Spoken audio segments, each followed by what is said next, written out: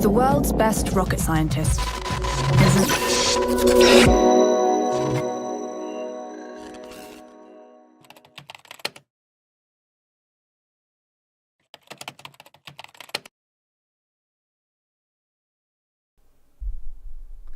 Hello and welcome to Watch, Learn, Discuss. My name's Kirk Ryan and I am a principal architect here from NetApp. Thanks for joining me today, where I've got some great guests with me for the show. And we've got a little bit of a pre-warm-up where we'll be discussing and looking at some of the Deep Racer event that AWS are running, which, if you don't know, is a World Championship. They're down to the last few people to go and win that. And let's just introduce you to these guests before the Werner Vogel keynote. So with me, we've got Mark. Mark, would you like to introduce yourself to everyone? Hi there, my name is Mark Toomey. In my day job, I'm a senior solutions architect covering storage at AWS, and I'm on this speaking to myself because I like cars driving around tracks, being the worst driver in the world. And we've seen some major crashes on this already, so yeah, it's been hairy, but they still can drive better than I can. So virtual, physical. I was watching the last one, and I just saw some of the favourites have already left the building. So that would have been me, definitely, literally. So that's great, Mark, and thanks for joining us. And we also have Grant with us as well. So Grant, would you like to introduce yourself? Yeah, hi Kirk and Mark, obviously. I'm Grant Cayley. I'm the Chief Technologist for NetApp in the UK and Ireland, for NetApp, obviously. So welcome, and yeah, nice to see you all, and also watching Deep Racer in multiple screens here as well, seeing how AI can take the lead. Oh, it's phenomenal, honestly. I've never tried it, and I wonder if it's getting complicated or if you can actually get into it after reading the instructions, or do you... Yeah, Deep Racer becomes a lifestyle for some of those people, right? So it does become a lifestyle for the people who are really into it. If you start building that stuff, you're probably, if you spend 10 minutes at it, you'll spend 10 hours. So just be careful if you get into Deep Racer. Just say goodbye to the wife and children. You'll be back later. I better not pick that's a long list of other things I'd get in trouble for. Oh, that's brilliant. Cool. So yeah, I mean, we've seen a lot of announcements, right, from AWS. I mean, it is hard to keep up. We've seen everything from infrastructure, obviously anyone looking at NetApp, historically storage, but obviously the new NetApp, a lot more than that. So going into compute, going into pretty much everything you can think of now. It's hard to keep up on that side of things. But well, I mean, for you, Mark, what would you say were the biggest announcements? You've got the AWS badge, you see the inside of the company and stuff. You might have seen some of the inside things before this, but what were the exciting ones for your customers? What do you think are the biggest ones? First off, if you're into technology, this is like, there's that Nintendo character Kirby, which is that giant thing that eats all the food and stuff. That's pretty much how you have to handle AWS announcements. In 2011, when it came to service introductions and updates, AWS made 80 in 2011. In 2019, it was 2,345 in 1 year. When you just talk about scale is something that AWS and Amazon, the partner company to AWS, it is something that they do incredibly well. So it's just keeping up is an interesting thing. I think the first announcements which were interesting to me would have been the EC2 Mac support. I think that was a thing, the ability that you can go off and you can provision your Mac Mini for 24 hours and do your work, especially if you work in IDEs. That was a big thing. When it comes to machine learning has been very big this year, as it is most years, but it's been quite big this year. I have to give a shout out to the AWS marketing team who called one of the machine learning chips Trainium, because it runs training models, Trainium, which is one of the new. I just thought that was quite interesting. But I think DevOps guru out of the AI stuff was one of the announcements that I liked a lot. DevOps Guru, how you can apply machine learning to the delivery of applications. It's just a case of when we talk about artificial intelligence and machine learning.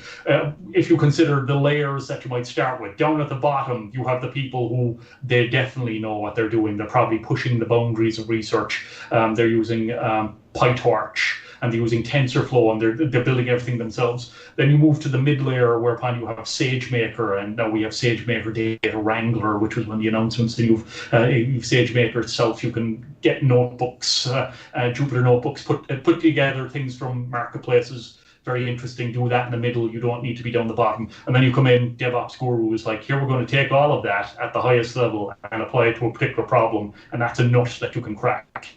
There's storage announcements as well, which I think will be of an interest to the people who would watch this stream. But when I was looking around the place at some of the announcements that just struck me before we start talking about storage, those were some of the really interesting ones for me. But there was a lot of them there. There's much more of them there. What about you guys? There was.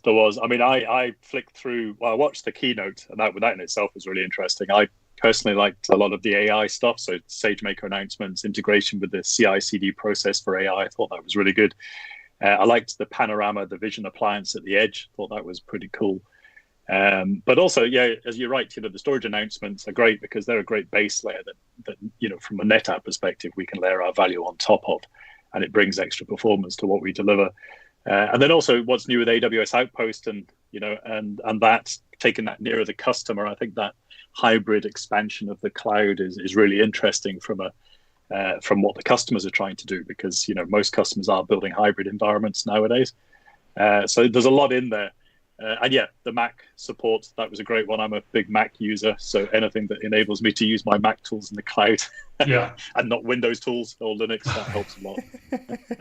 And that was one that stuck out for me as well, because I've been doing quite a lot of development recently. So that's like a lot of React Native, Node, that sort of things. And obviously I heavily use AWS Amplify. I use that pretty much for everything: authentication, database. It's the fastest way of getting an app up and running. So seeing the Mac instances was brilliant, because you usually had to go elsewhere to go and do that, which meant another subscription, another thing to go and monitor, another set of support and everything. And it was just great to see it. But also what I liked is how smart AWS have been with it, because they don't have to modify any of the firmware, anything. Just plug it into a Nitro carrier and off you go, which fantastic. And this is version 1, so you can expect that there's going to be more iterations. When we talk about storage and we talk about compute, even in storage there've been number increments, but you talk about the different compute instances that are available, the different types, R5B high memory instances,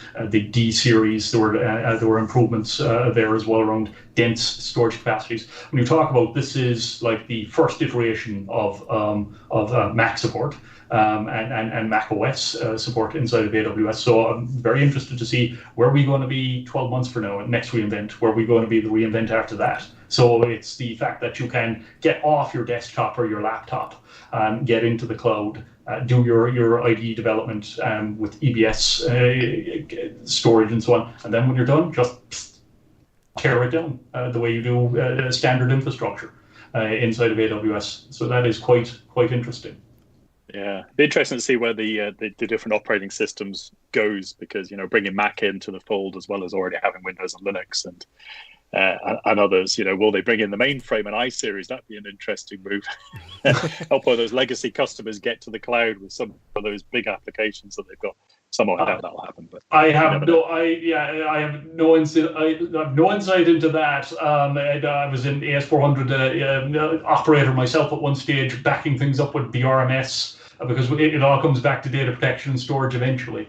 But so I've no insight into any of that. I know there are partner programs for mainframe migration, etc. But I couldn't. I wouldn't even venture what happens after. Like where I am right now is that okay.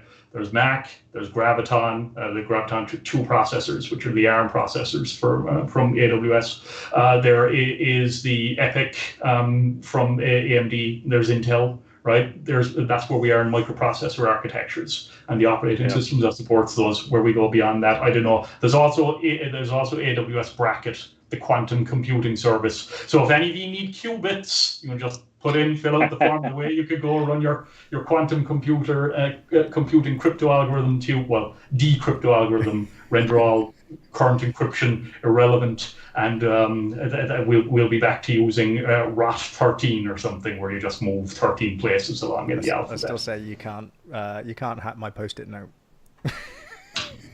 Your Post-it note on the screen with your login password. Yeah. If you're in my house, I've probably got a bigger problem than that. So, yeah.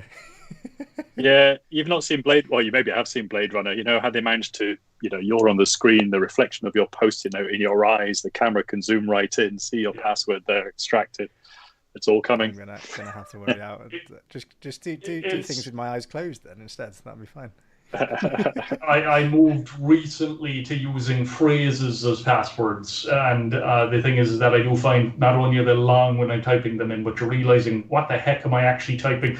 And you're typing them in so often you begin regretting it. You go, yes, they're secure because they're only, they're irrelevant to me. They're as secure as they can be, but I'm doing an awful lot of typing for this. I'm going back to password. That's brilliant. That's brilliant. And do you know what I liked as well is I'm seeing a lot of that. There's a big trend happening, right? There's a massive shift happening in computing right now with RISC and CISC processor architectures. It looks like ARM is starting to come to the forefront again. Apple has flown out its M1 chip. Seeing these new compute units that you can just basically never have to own, get those Mac pieces and pay, what is it, by the minute, by the hour? I don't know what the granular billing is on the new ones, but the way you always think of it is, I'm on an Apple upgrade program, and I love it because I think as soon as the that tech thing that you do of shiny, must have it sort of thing. So it's great for everyone to look at that and go, oh, there's a new one out, and it's probably going to arrive in AWS, like you say, if it's Gen 1. Gen 2, how fast does that arrive? And more importantly, those new Nitro chips, because they don't edit anything. It's totally possible for, I think, AWS to go, okay, just take that one out the carrier. That can be refurbished and sold back on, and it's got intrinsic value because nothing's on it. So that might be an interesting thing from a business case perspective. It's absolutely no idea in that, but I can imagine that when it comes to AWS equipment, I suspect an awful lot of things go into giant mechanical shredders. But I don't know. That's just the secure deletion is a big thing. Oh, yep. But it is interesting, and we talk about secure deletion. I suppose especially the interesting parts for anyone in the storage industry, and from a partner point of view, what I find it interesting for NetApp from their offerings. You're talking CBO, CBS, the other offerings that are out there. You're the experts in that. Is the case that with something like GP3, which is a new, probably one of our, it can work out as our lowest cost SSD storage class. You can make up to 20% savings, I think, when you look at it. The fact that throughput and capacity have been decoupled. Yeah. Where previously with GP2 it was fixed intervals, right? You get performance as you were expanding storage, and there was burst mode in there as well. But now with GP3 you decouple that entirely. You start with a baseline of 3,000 IOPs instead of, I think it was like 3 per gig with GP2. Yes. So 3,000 IOPs and 1,000 megabytes per second throughput. But you have that, what you can now build on top of that. And then IO2, which we did the introduction for because you have GP3, you have IO2 performance above that. And then there's a IO2 Block Express, which is the SAN in the cloud, which is the new addition there. That's in preview at the moment. But it'll be interesting, not only because a lot of what we do is, the majority of it is customer driven as well. Probably about 10% where we look around corners and say, this is where we think the industry is going. That's where we think people want to go. Lambda was probably a prime example of that, where we did innovation in the background. It was like, I've showed you something new. Are you going to use it? And people went, I want that. Yeah.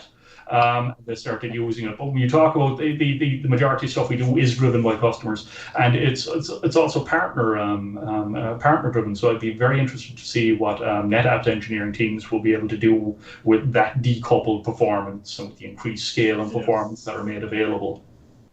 Yeah, it makes it easier for our customers, really, because we can layer on the data management, and they're paying more concisely for that performance or capacity, depending on which way they're looking to go, or extreme performance if that's what they're trying to drive.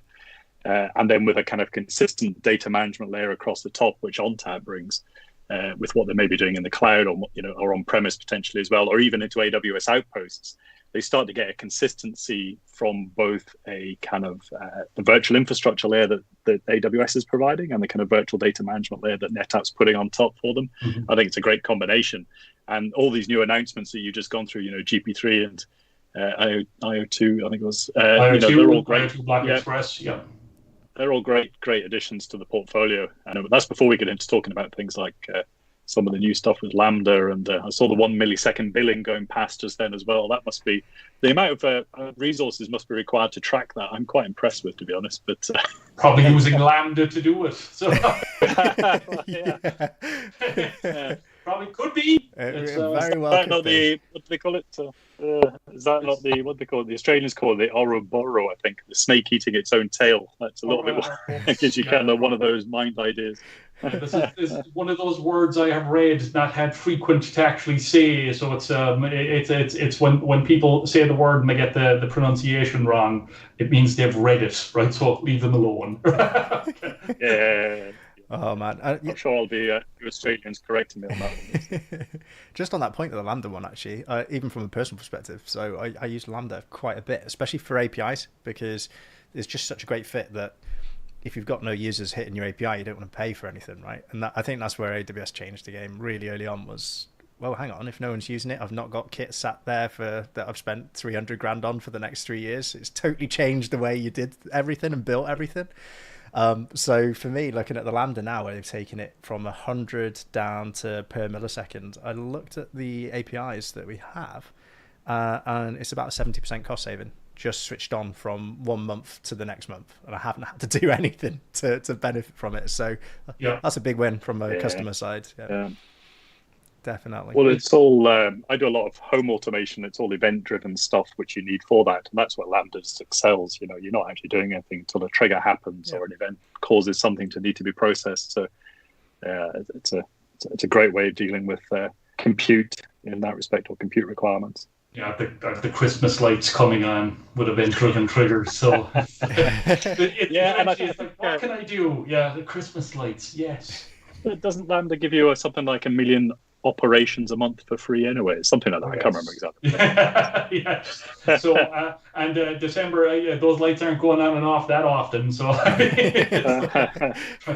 live within the free tier. Pro tip: if you're ever doing anything on your own, you're ever doing anything anyway, billing alerts. I remember way back when I was starting out.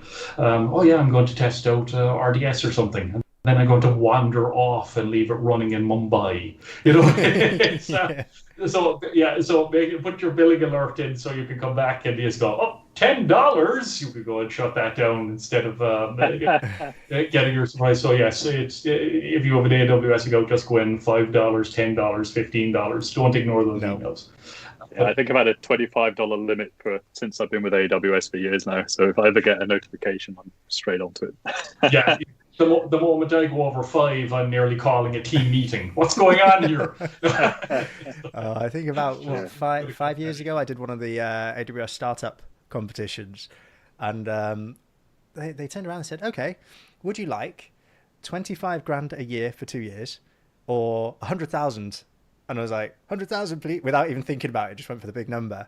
And I couldn't even get out the free tier at that size of the business. I don't think I actually even used any of the credit. It's just phenomenal. Know what you're spending. Yes, definitely. So that's a big. That reminds me. Thing, and that's true in any part of life. Know what you're spending. AWS could release that as a service. That'd be great. The trouble with it's shiny technology, though, isn't it? Because the mind engages the shiny object first and thinks about the build later. Oh yeah. But I remember the moment they announced Amazon Bracket, the quantum computing service, and I was like, how do I sign up for this? And you're thinking, what am I possibly going to do here? But it was like, but just to do something.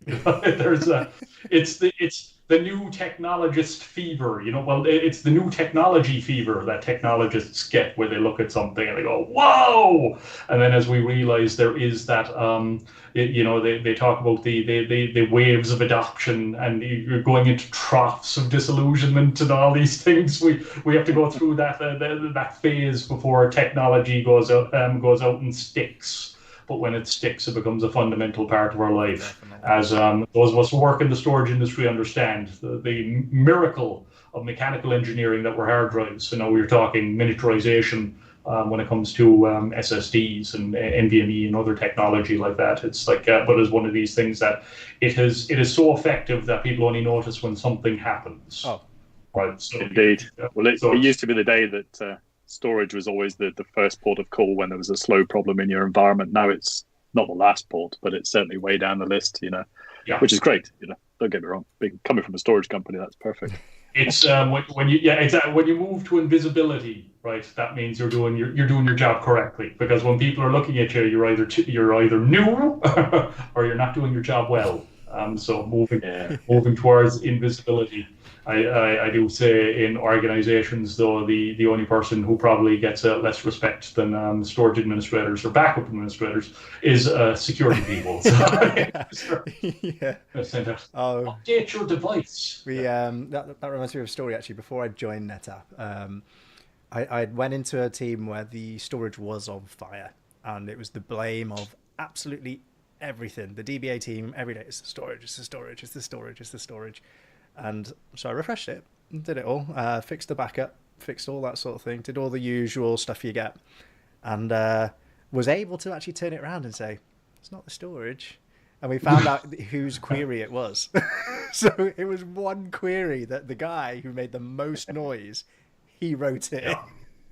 So yeah, my database is running slowly. What do you have it doing? This monstrosity. You go, oh, well, have you considered that's where the problem has started? I think it was something like it was dumping the entire database somewhere else. And he got away with it when it was small, but when you grow quite significantly, then it kind of adds up. So yeah, that was a nice win for the storage people. So really good from our side of things. I would say I'd put the DJ on, actually, but last time I did that, YouTube doesn't like licensed music, so you get a strike. Yeah, I would. Yes, it's for the best.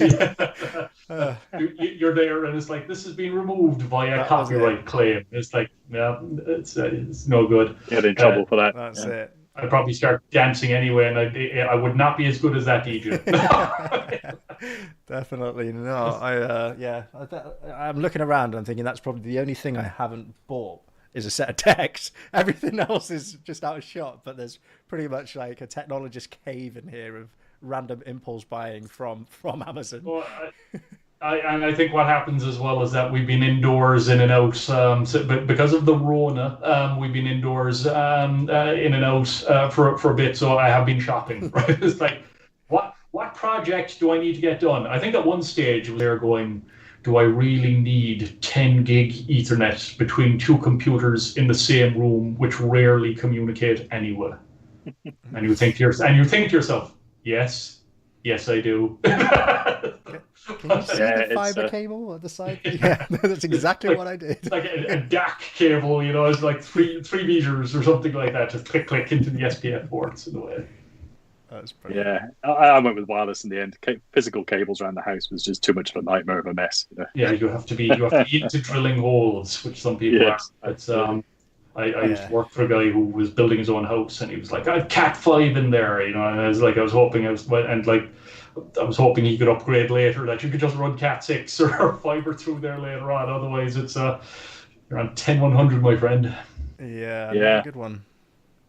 Yeah, I did have coax cabling in the old days between computers and stuff, but that thankfully that came to an end. But I remember, and this turns into the old Duffers storage conversation, when it was SCSI cables connected to between arrays and systems.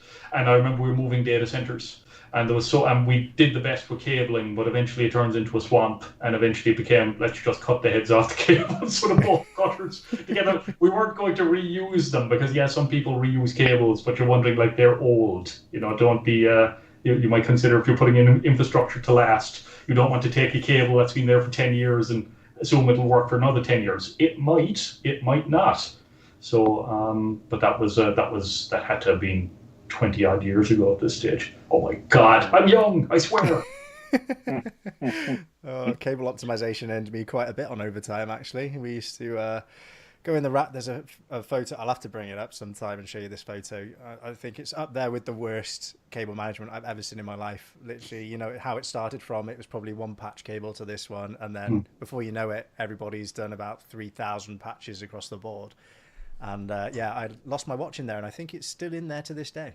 To this day, it'll be found by an alien civilization. It's like, we think this was its king. But I will say, we mentioned Outposts earlier. Something from the depths of my mind around NetApp doing stuff on that. Is that the case? Is that not the case? Did I? It is. It is. I mean, our cloud volumes, which is the capability we layer into AWS anyway, but we can actually layer that onto Outposts as well and bring block and file storage down to the Outpost instance on the customer's premises, and then bring all the efficiencies and data management protection and other stuff which we can do. So it really helps, because as AWS has gone from the cloud to the customer's premise, the NetApp layer data management, which is in the cloud on top of AWS, can also extend into that Outpost deployment, and it just makes it consistent across all those environments, connects them together from a data management perspective. So I'm really excited about that, actually, because I think it's following the trend that AWS is setting and expanding into the hybrid and on-premise, and we're bringing the data management across that as well. So it's a great combination.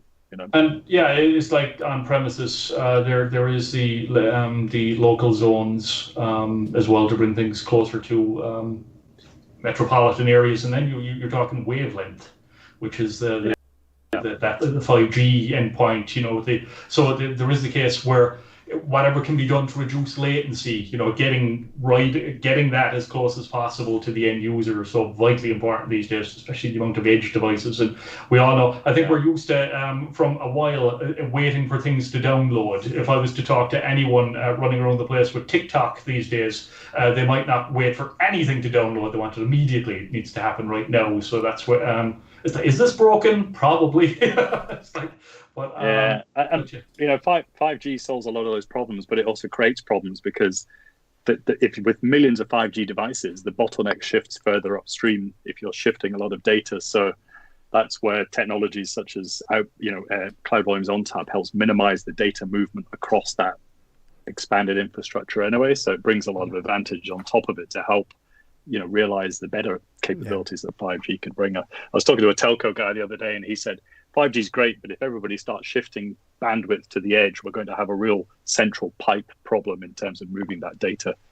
So that's it. You need to be efficient. And talking about efficiency, there was a hidden smaller little announcement that was nestled in there with the Cloud Volumes ONTAP one, which was about Spot Ocean being qualified for AWS Outposts as well. So for anyone listening that doesn't know what that is, NetApp went and acquired a company called Spot, who basically do container right sizing, so knowing what's going on with your utilization, everything. And as we know with the cloud, you want to be driving as close to your utilization curve as possible, so you're always sort of you're using what you've gone and provisioned, right? So that's why those new disks were fantastic as well, because you can turn those levers independently. But Spot gives you that sort of auto scaling, container provisioning, insight into the pricing and everything there. So even on the edge, having that being able to run and give you the insights as to, well, this is what you bought and this is how you're using it, because that hybrid model, you can then also predict, well, maybe that's a staging or a dev environment or something on the edge, but then you do want to centralize it at one point. Or for DR you want to model, what's that going to cost us if we've got to do a hardware rip, whatever it is, then you've got that insight there from the Spot piece being provided as well. So. Yeah, no, it's interesting because it's doing compute optimization. So the customer's matching, as you say, their workload to the instances and the container platforms which match their best price consumption, if you like. And then Spot is also helping with Cloud Volumes ONTAP bring a storage optimization into that picture as well. So when they combine compute and storage optimization, the customer's getting the maximum use out of their AWS infrastructure for what they're currently actually using, which helps customers adopt the cloud much faster, I think, because they're not over capacitating, if that's a word. They're matching it much more closely to what they're trying to do. Yeah. I'll make it into the Oxford English Dictionary. Yeah, capacity. don't quote me on that. I think part of our role is to invent new words as you go along. New terminology to put it in, and they go, no, it was there all along. It's an old word. It was fallen out of use, but now I'm bringing it back. Brilliant. Okay, so I think Werner's due up in about 3 minutes' time. So it was a good show, Werner. Yeah, he's if you're there live, you settle in, to your chair. My step count this year for reInvent has been from my office to the kitchen for snacks. That's been my step count this year. That's I think for everyone watching as well. I think a lot of people saying it's the first time they've watched an event and their phone's still at 100% battery. Brilliant. Okay, that's a benefit. It's massive, right? And at least you get great coffee this time as well. You can always just wander down, have a great coffee, and you can't blame anyone but yourself for what you eat at lunch. So that's fantastic. So guys, thanks for jumping on. Some great conversation there. Mark, you'll be joining us later towards the end. So great.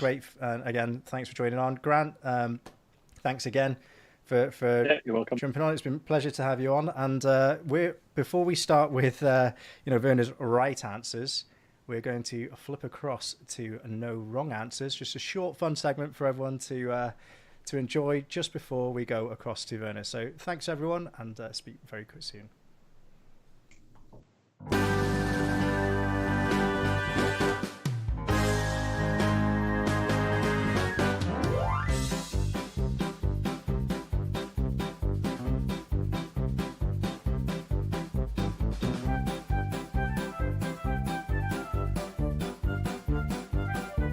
Apple.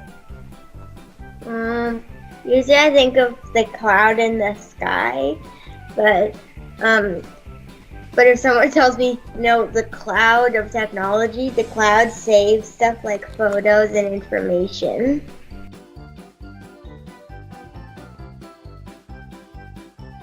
They could help save information and data. Save password.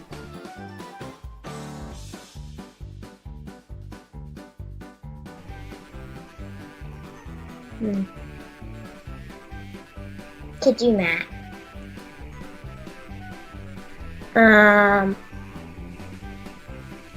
For me, it would have unlimited money.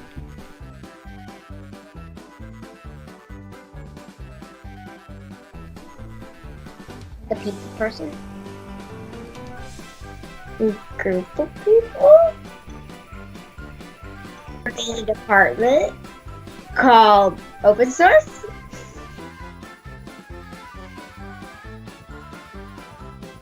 It could be a plastic tub.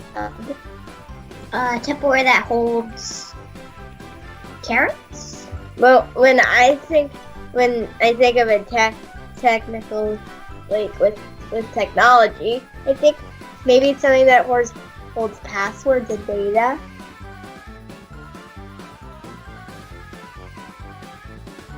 Millions and millions and millions of dollars. I think 100,000 or more for the technology one, because a cloud holds a lot of information and it's probably really expensive.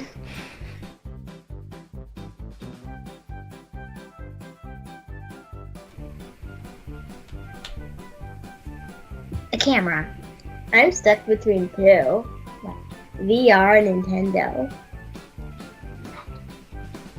And I'm thinking,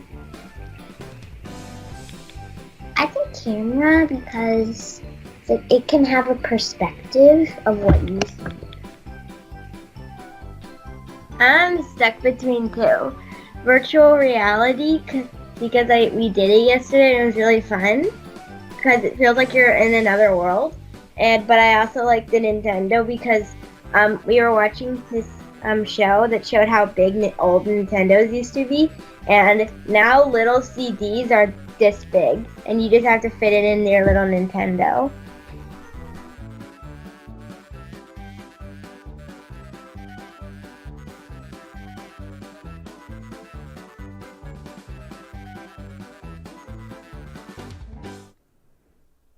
And there we have it. So thanks to those for that great segment. We can see that Werner is now live. Let's go straight to him, get that sound coming in, and have a listen. As digital has become the default way to access services. With the success of these essential digital services, we'll continue to expand on that, even if we can return to some form of normal. 2020 has tested all of our systems, physically and digital, and mentally. And with the changing needs and behaviors of our customers, the needs of our applications are changing as well.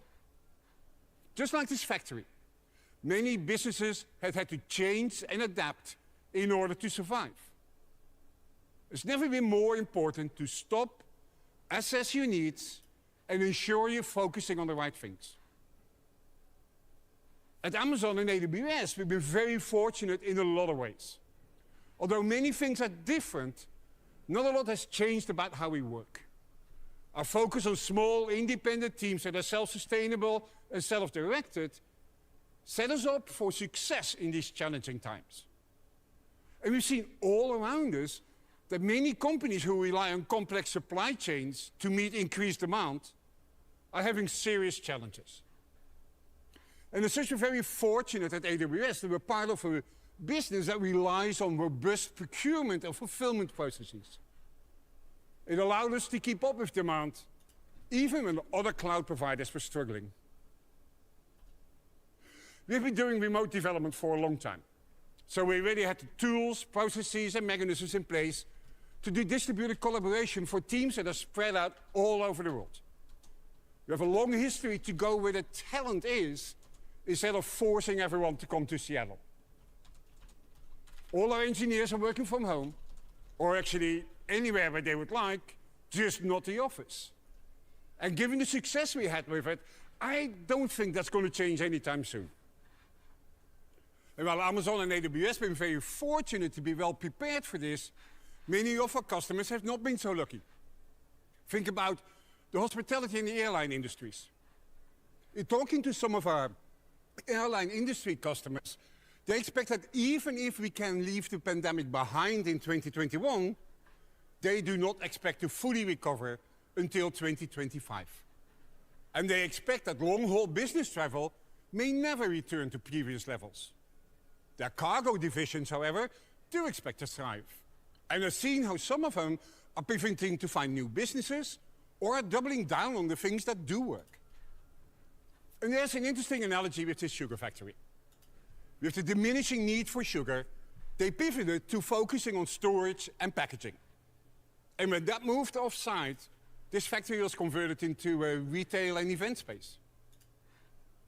But when this factory was focused on only adapting to changes, the other sugar factories in the Netherlands were branching out into other industries. Today, there's 2 significant Dutch sugar providers. But in addition to sugar, one processes other crops like potatoes and onions, and the other one is a producer of bakery ingredients. They diversified to better be able to withstand unexpected hardships like this.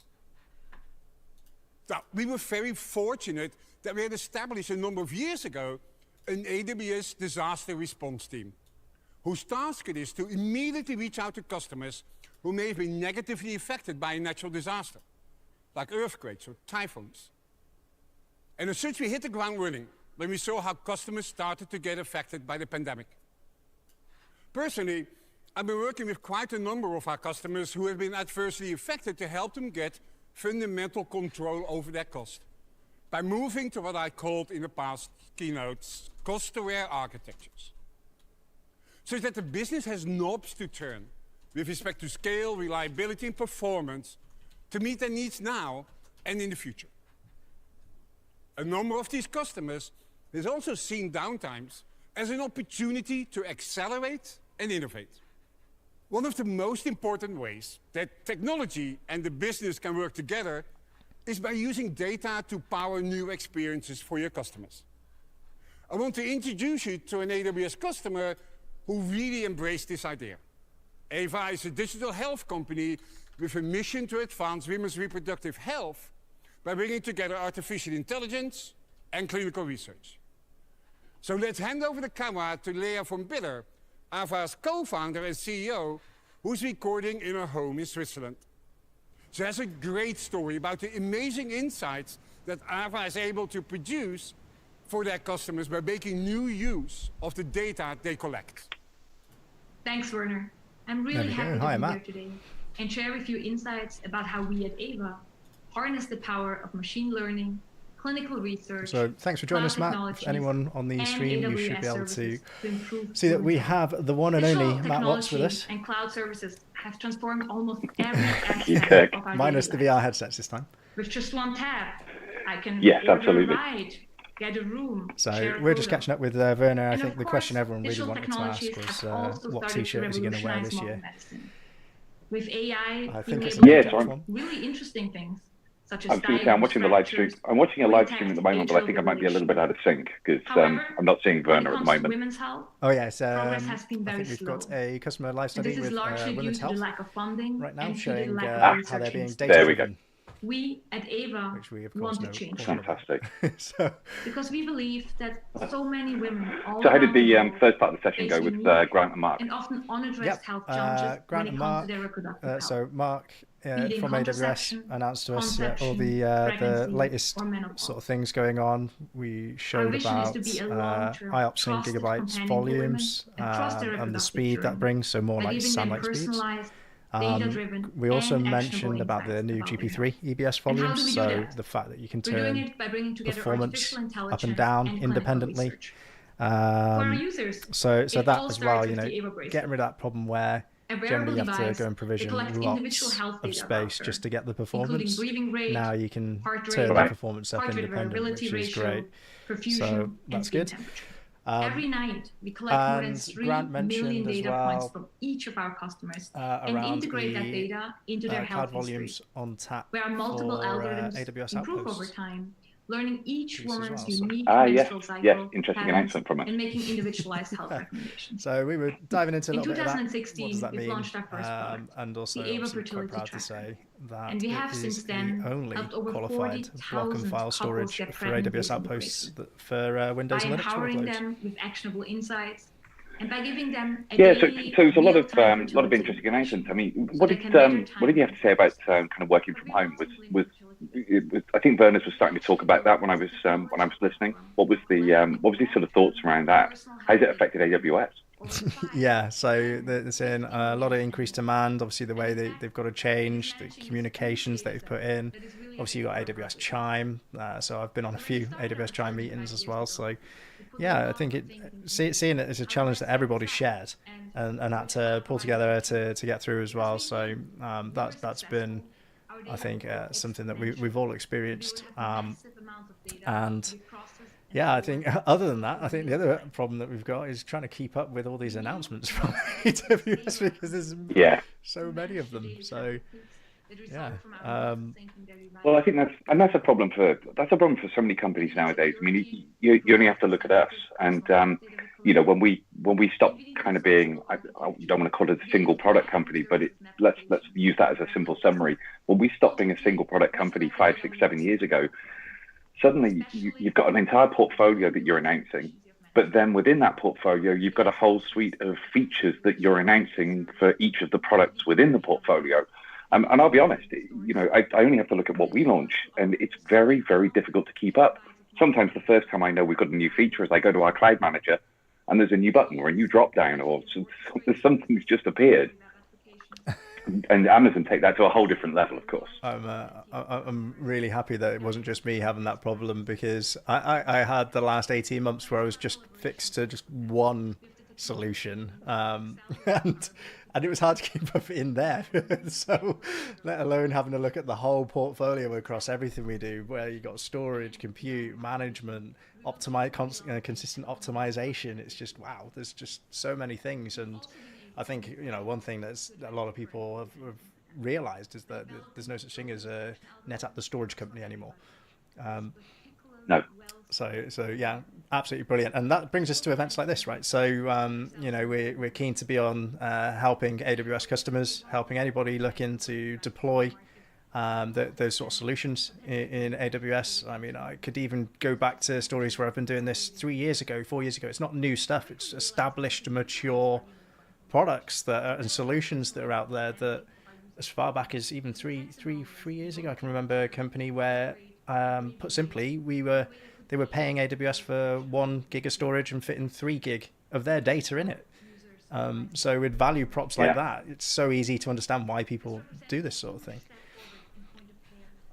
Yeah, it's very true. And I think one of the things that's really cropped up a lot over the last few weeks when, in company conversations I've been having, and it actually came up on a webcast I was doing, was this talk about the need for specialists. That are we all becoming generalists again because of the sheer sort of quantity of stuff that's coming through? And the idea behind sort of, do we need specialists again was, you go to the cloud and sometimes you don't think about storage. You don't think about some of the kind of the underlying building blocks, if you like. But they're actually incredibly important. Getting storage right such that, it has the protection, it has the encryption, it has the performance, it has, people are monitoring it to make sure that you're only provisioning what you need and not kind of over consuming. I just wonder whether we're getting back to that point now where even in the cloud, you need the specialists. I don't know what you think about that, but it's been coming up fairly frequently that, you can have a guy who can develop an application in the cloud and can request all of different resources. But is he really thinking about availability and encryption and security and, all of these different kind of characteristics, or does it need specialists to be able to do that? What do you think about that, Kirk? Yeah, I think definitely that specialist knowledge. And I think part of what we see is the availability of these tool sets and insights that were traditionally siloed to specific people, but that specialism, like that specialist knowledge of storage and things being more widely available. So you still need, the people that understand, right, you need a database, it needs this sort of latency, it needs this sort of protection, it needs this sort of durability. Do we have it in zones? Big announcements for AWS around the zonal availability. How does that change traditional architectures for us versus, for example, regional, which is what everybody's familiar with. You have 2 data centers, however far apart, and you replicate, hopefully synchronously, and if you can't because you're too far apart, asynchronously because physics gets in the way. But then, now the fact that you can just have this sort of ability of, it would take something catastrophic within a region to take me out. So that, but at the same time, you still have to have regional. So for me, I think you're absolutely right. You do need to have those people with that specialist knowledge. But also there needs to be a better bridge, because I think it needs to be at the forefront of say, for example, somebody who's not traditionally associated with storage, like a developer, an app developer, who's used to pipelines and everything. And the fact now that knowledge can be consumed by them and they can become more specialist with data, to put, the provisioning, the auto sizing, everything in the pipelines directly. That's what's really powerful for me. And that's all obviously API first driven stuff, which we've got at the core of pretty much all the products there. So I think that's my take on it, is bringing that specialism. But in a way you bring it to even before it's a problem down the line where somebody's built it and then they're having the problems, which is, where a lot of people would typically go with that sort of thing. So I'm going to ask you a question just off the back of what you said then, actually, Kirk. Availability versus durability. Yeah. discuss. Because very much in terms of cloud, and I look at some of the announcements, and it's always about durability. Yeah. So what's the difference? So it's weird. What's the difference between durability and availability? We never really used to speak about durability on-prem, right? It was always about how many nines of availability could you have. Yeah. When is the next time the system is going to go down? But one of the trends in the cloud is everything will fail. Build for failure, because everything will fail. It's not a case of if, it's a case of when. And that is part of AWS's, well-architected framework since it started out just as a white paper. I know they've got a new lens thing for SaaS lens that you can have a look at. But it's a premise of that whole paper is, okay, things will fail. So you always automatically build them for that. However, durability was a new thing, especially in the world of storage.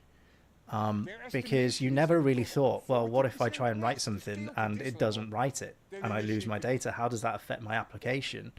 How do I even build that into my architecture? Do I need streams, message buses, all this sort of thing? So, and it is part of that newer architecture that you get when you get into the cloud, where you've got more event-driven architectures and a bit more resilience around, I think for traditional databases it would be logs and things like that. So, yeah, it's definitely key consideration that we never really used to think about on-prem. But in the cloud, absolutely something that, your 1 billionth write might fail. Is certainly something you need to be definitely aware of. And has there been any talk about sort of distributed cloud? Because that's a term that I've been hearing time and time again over the last few weeks. I just wanted, they talked about AWS wavelength and, excuse me, and being able to help with some of the latency issues that we may get as you move further towards the edge with 5G. I'm hearing a lot of people talking about all of this IoT, 5G, edge, it's this sort of terminology of distributed cloud. Is there any talk about that? What are your thoughts around that? Well, I operate an IoT system, and there's a real mix of things that, for example, things that have to happen on the edge. So one example is, for example, when one of the apps I wrote detects if somebody's had an incident or not, that can't rely on the cloud, because what if they don't have a connection, or what if it takes 3 seconds or 4 seconds for this data to get back and forth because somebody's got bad signal at one point. So things on the edge there that are better connected, able to make those decisions, push those decision making sort of data driven decisions out to the edge, reduce that latency and everything, is all about business outcomes faster. It's all about having that responsiveness much faster as well. And I see it as, it's not one or the other. It's you will always have an element of that. There's always an element of something that will benefit from a decision made more locally, as well as, even smaller things like, well, maybe it's non-technical reasons that you need to do things like that. So, for example, data protection laws, or things where an AWS data center might not reside, or a secondary AWS center might not be there, and you want to get started early. So that's a great way of giving yourself that availability. So that for me is how I see, that area around AWS wavelength, using 5G, having that better connection on the side, out on the edge. And again, I know that they're saying they've got some areas around Europe, Japan, Korea, and you can see it's a great way of getting those services, but closer to where you need those decisions. Yeah. Yes, interesting.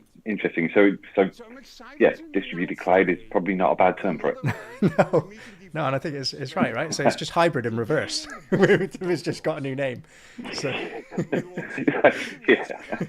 it's true how everything kind of flips around on itself. We were moving everything to the cloud, and now the cloud started to move things more into the data centers and out to the edge as well. So yeah, it's interesting to see how these things evolve.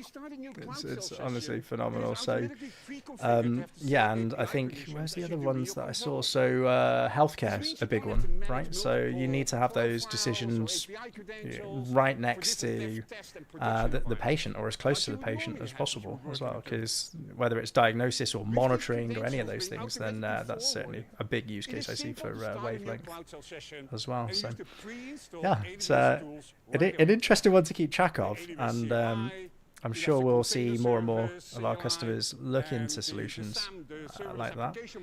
And again, the other thing I mentioned as well is talking about the edge. We spoke about Outposts. So AWS Outposts, the ability to bring that public cloud home, so to speak. So bring those services, bring all the APIs you're used to, bring all the management.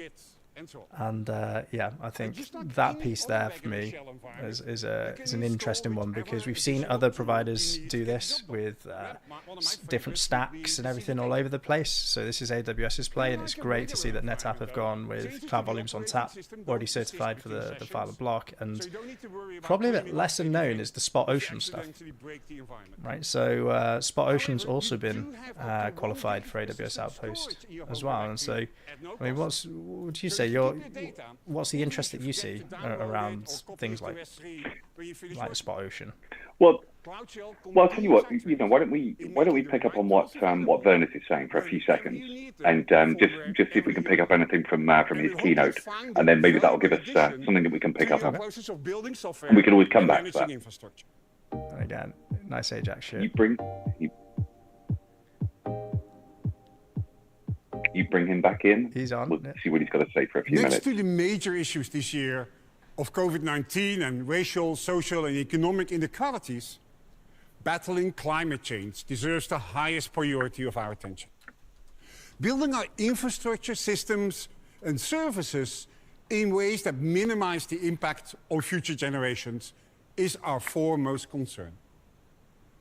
Sustainability is defined as understanding the impact of materials and energy we consume, measuring the life cycle of those materials, and apply best practices to reduce the impact of their use. Running applications in the cloud has been more sustainable from day one. A typical enterprise data center will have 15 to 20% utilization at best. The multi-tenant nature of the cloud, which allows for efficient resource sharing, combined with techniques such as the spot market, enable much higher utilization. According to 451 Research, running your applications in the cloud reduces your carbon footprint of your systems by 88%. 61% of the carbon reduction can be attributed to more efficient servers and higher server utilization. 11% to more efficient data center facilities, and 70% can be attributed to reduced electricity consumption and renewable energy usage. This is why AWS is committed to running our business in the most environment-friendly way possible and achieving 100% renewable energy usage for our global infrastructure. In general, sustainability in the cloud is focused on innovation that our data center architects continue to do, for example, to reduce energy usage and water usage. But I'm frequently asked by our customers, but what can we do? I believe that for sustainability of our digital systems, we need a shared responsibility model as well. At AWS, we will continue to innovate in building the most sustainable infrastructure. But I think it's time that we start thinking about what we can do as application builders to get better control over resource usage and start making sure that we can meet the sustainability goals our businesses have set. And because AWS charges by consumption, many times reducing your cost also has the impact of reducing your environmental impact. But I've already seen several cases with our customers where they are willing to spend more to meet their sustainability goals. The AWS solution architects are now available to help our customers with how to analyze software and hardware patterns for sustainability and the sustainability impact of your development and deployment processes. And not just on the architecture side, but also provides guidance with respect to business decisions that could be made, such as considering things like trading the quality of results to use less resources. Looking at factors such as just about to talk about Spot, response time, or even accuracy. I think everything that Werner has just said is a very, very noble cause and looking for sustainability. But it does come back to what we were just talking about with Spot. Actually, if you look at our own engineering team that are heavy users or heavy cloud-based users, prior to us introducing continuous cost optimization using our Spot technology, when we brought that in, we were able to reduce our cloud compute bill by 75%. Now, you can look at that two ways. You can look at that as a cost saving, or you can look at that as an extension of the sustainability effort that Werner is exactly talking about here. I think there's a huge opportunity if we take that idea of sustainability forward to help companies better optimize cloud usage. The way people consume the cloud at the moment, from what we see, is not optimal. They don't switch things off. They don't shut things down. They don't align the appropriate Spot instances. There's so much more we could do as people start to become more aware of how they're working with and consuming from the cloud. Oh, I totally agree. And it is to see it at this scale shows you that there's, regardless of scale of your business, whether you're 1, 2, 10 people compared to, an Amazon.com, there's always something there that is in percentage, to your business, because if you're low usage, well, you're still going to get that same percentage of saving just by adopting some of these practices that Werner's talking about. Ensured that many Linux distributions and packages would support our... Let's see what else he's got to say. But it's an interesting point, that one, because I was just thinking, you mentioned Spot, and we came straight back in on Werner talking about sustainability. So let's see what else he's got. These processors are ARM 3.8.2 compliant, have 64 physical cores, and use 7 nanometer manufacturing with 30 billion transistors. We have ARM variants of many instances, including our memory, compute, and general purpose instances.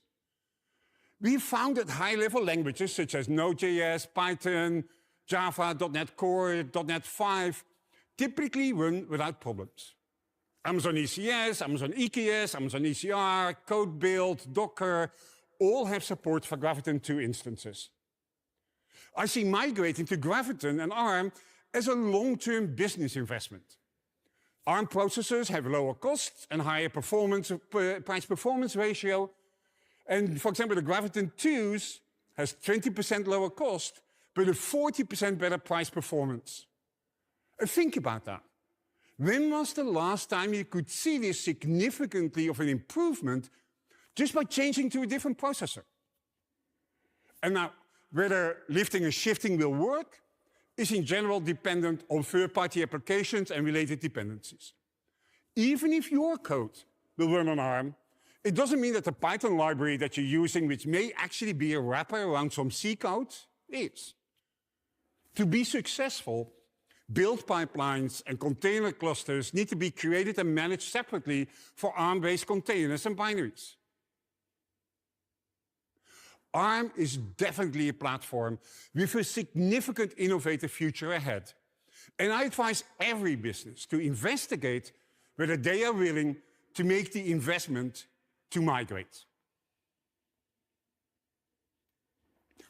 Being a builder means a lifelong of learning. And it is one of the things I truly love about being a developer. There's always a new language, a new library, an open source project, or a new service that will make your head spin and look at development differently. I believe we have the most amazing jobs in the world. We have the opportunity to create something new every day, or to improve something small that makes you smile and proud, and to truly delight your customers in ways that really puts a smile on your face. That's why I loved the 100 days of code in the early days of the pandemic, challenging you to learn something new. I learned a new language, Rust. I had worked with teams inside AWS that were using Rust because of its safety properties, but it blew my mind how to do system-level programming in a truly modern language. So Werner's talking about learning something new during the lockdown. And I would say my new thing was Terraform, and I wish I'd learned it much sooner than I did. What was yours? Yeah, what did you go for? So I feel kind of guilty that I probably haven't invested enough time in technology as I should have done. I've actually spent more time on personal things during lockdown, and kind of taken a bit more care of myself, and making sure that I'm doing things. But I mean, in fairness, I've done a little bit of app development over the last 6 months, the last 12 months as well. I've done a little bit of iOS development because I think it is important to understand the world that somebody else lives in. You have to kind of you have to walk in their shoes, at least to some degree. And so, so I think it is important. I think there's an opportunity for all of us to take advantage of, the time that we're working in, and not just fill the 7, 8, 9, 10 hours of the day with the stuff that we would normally do, but to carve out a little bit of that time and do the stuff that we wouldn't normally do. And, I think, as Werner's just said, I think it will put a smile on your face. If you can get to, the end of a month or end of 2 months and look back and think, not only did I do what I was supposed to do, I actually learned a few things that I hadn't even considered doing. And the cloud's a great platform for that. That's one of the wonders of AWS is it's a beautiful playground of every coding, technology, application, framework you can possibly think of. The entry is low. The entry level for people to get in and start playing is not high. So, yeah, I think it makes a lot of sense. I think so. And how many side projects in our industry started out as side projects but turned into fully fledged products? The list is going to be phenomenal, right? Dependability. Yeah, absolutely. I wish I could think of one straight off the top of my head, but there's, but no, you're absolutely right. I think, even inside NetApp, there's been a lot of innovation that's come inside NetApp that's actually originated in the field. If I think about some of our data protection, when the old Snap Center or sort of the Snap Manager frameworks, one of those was an invention in the field. And we kind of took it and we sort of productized it. So, I think innovation can come from anywhere. And I think that's even more. We have completely democratized innovation. And it can come from anywhere in the business. It doesn't have to come from where you traditionally expect it to come from. It's phenomenal. Honestly, it's phenomenal. Let's see what Werner's got to say about innovation because he's going around education. Absolutely. And we often talk about other properties related to dependability as well. Concepts like robustness. Can your system be dependable in the presence of external faults? Is your system survivable? Can it handle active, in-progress faults? And resilience. Can the system deal with changes? And resilience is a unique property because it deals with 3 different types of changes. There are foreseen changes, like when you launch a new version of your system, or foreseeable changes, like when you move to a new hardware platform. And then there are unforeseen changes, like when the number of service requests explode beyond what you had planned for. Now, in years past, I taught quite a bit how to build evolvable software and how that deals with changes. I remember how I talked to you about how we built S3. We knew that the system under the covers would need to change, either with new orders of magnitude of scale or with the introduction of new features. Evolvability deals with all the properties of dependability. A less commonly known approach to building dependable system is the concept of diversity, which is basically using 2 or more components that have the same functionality, but have been built in isolation from each other. For example, here at Sugar City, there are 2 generators. We're going to take a look at them in a minute. Diversity means that each generator would have been sourced from different manufacturers. But again, this is a business decision based on whether failures would be unacceptably frequent and or severe. So again, I think one of good the conversation interesting things I've learned about this around factory adaptability, is that evolvability, durability to our earlier conversation being mentioned by Werner there. So looks like it's definitely a critical part of your architecture considerations, right? Bring their sugar beets here to be processed. Yeah, it does go back to what we were talking about before, and I think it's one of the things that we've always been focused on at NetApp is, we say it, part of our mission is to take the enterprise data capabilities of the cloud and bring them on premises, but it's also to take those kind of enterprise-grade data services and take them out to the cloud. As a company that's founded historically with a kind of an infrastructure bias, we are fanatical about availability, about reliability, about support, about all of those things. And I think there's still an awful lot that NetApp can add into AWS because I just think that that's part of our pedigree. It's part of our kind of our core tenet is to really focus on those things. Absolutely. Let's see what he's got to say about this factory that we now find him in. And again, I love his keynotes. These are fantastic. How he just wanders around and just ends up in totally different places. In today's world of digital technologies, much of the thinking that built dependable systems and processes in those days is still applicable today. Okay, so we've got a segment now where he is he's gone to a shoot of the factory. Just like the sugar factory, every online retailer knows that just a few months out of the year... Do you think you could work a sugar factory into one of our pitches? A profitable holiday season and the launch of a new product are the times that are most critical. I think it would be kind of tough, actually. I kind of understand what the relevance was when you were talking about it earlier on. You know, it's that all industries evolve. And, you know, I sort of remember something that once somebody said to me, you know, if you're not going forwards, you're going backwards. Because if you're not making progress, all your competitors are. And, you know, so I think there's something in that, you know, if you... Myself personally, I always think about what's my goal for this year, and quite brutally, I think my goal for this year should be to make my job, my current role, redundant by the end of the year. Yeah. Because if I don't set myself that goal, then when I get to the end of the year, if I'm still doing what I did at the beginning of the year, then I've not made progress. And if I've not made progress, does that mean that the company hasn't made progress? Which I know is a stretch, but I think it is incumbent on all of us to be thinking about, you know, what that future for us might look like and how do we get there, and then measure ourselves against it, because our companies are, without a shadow of a doubt. Absolutely, yeah. And you know, today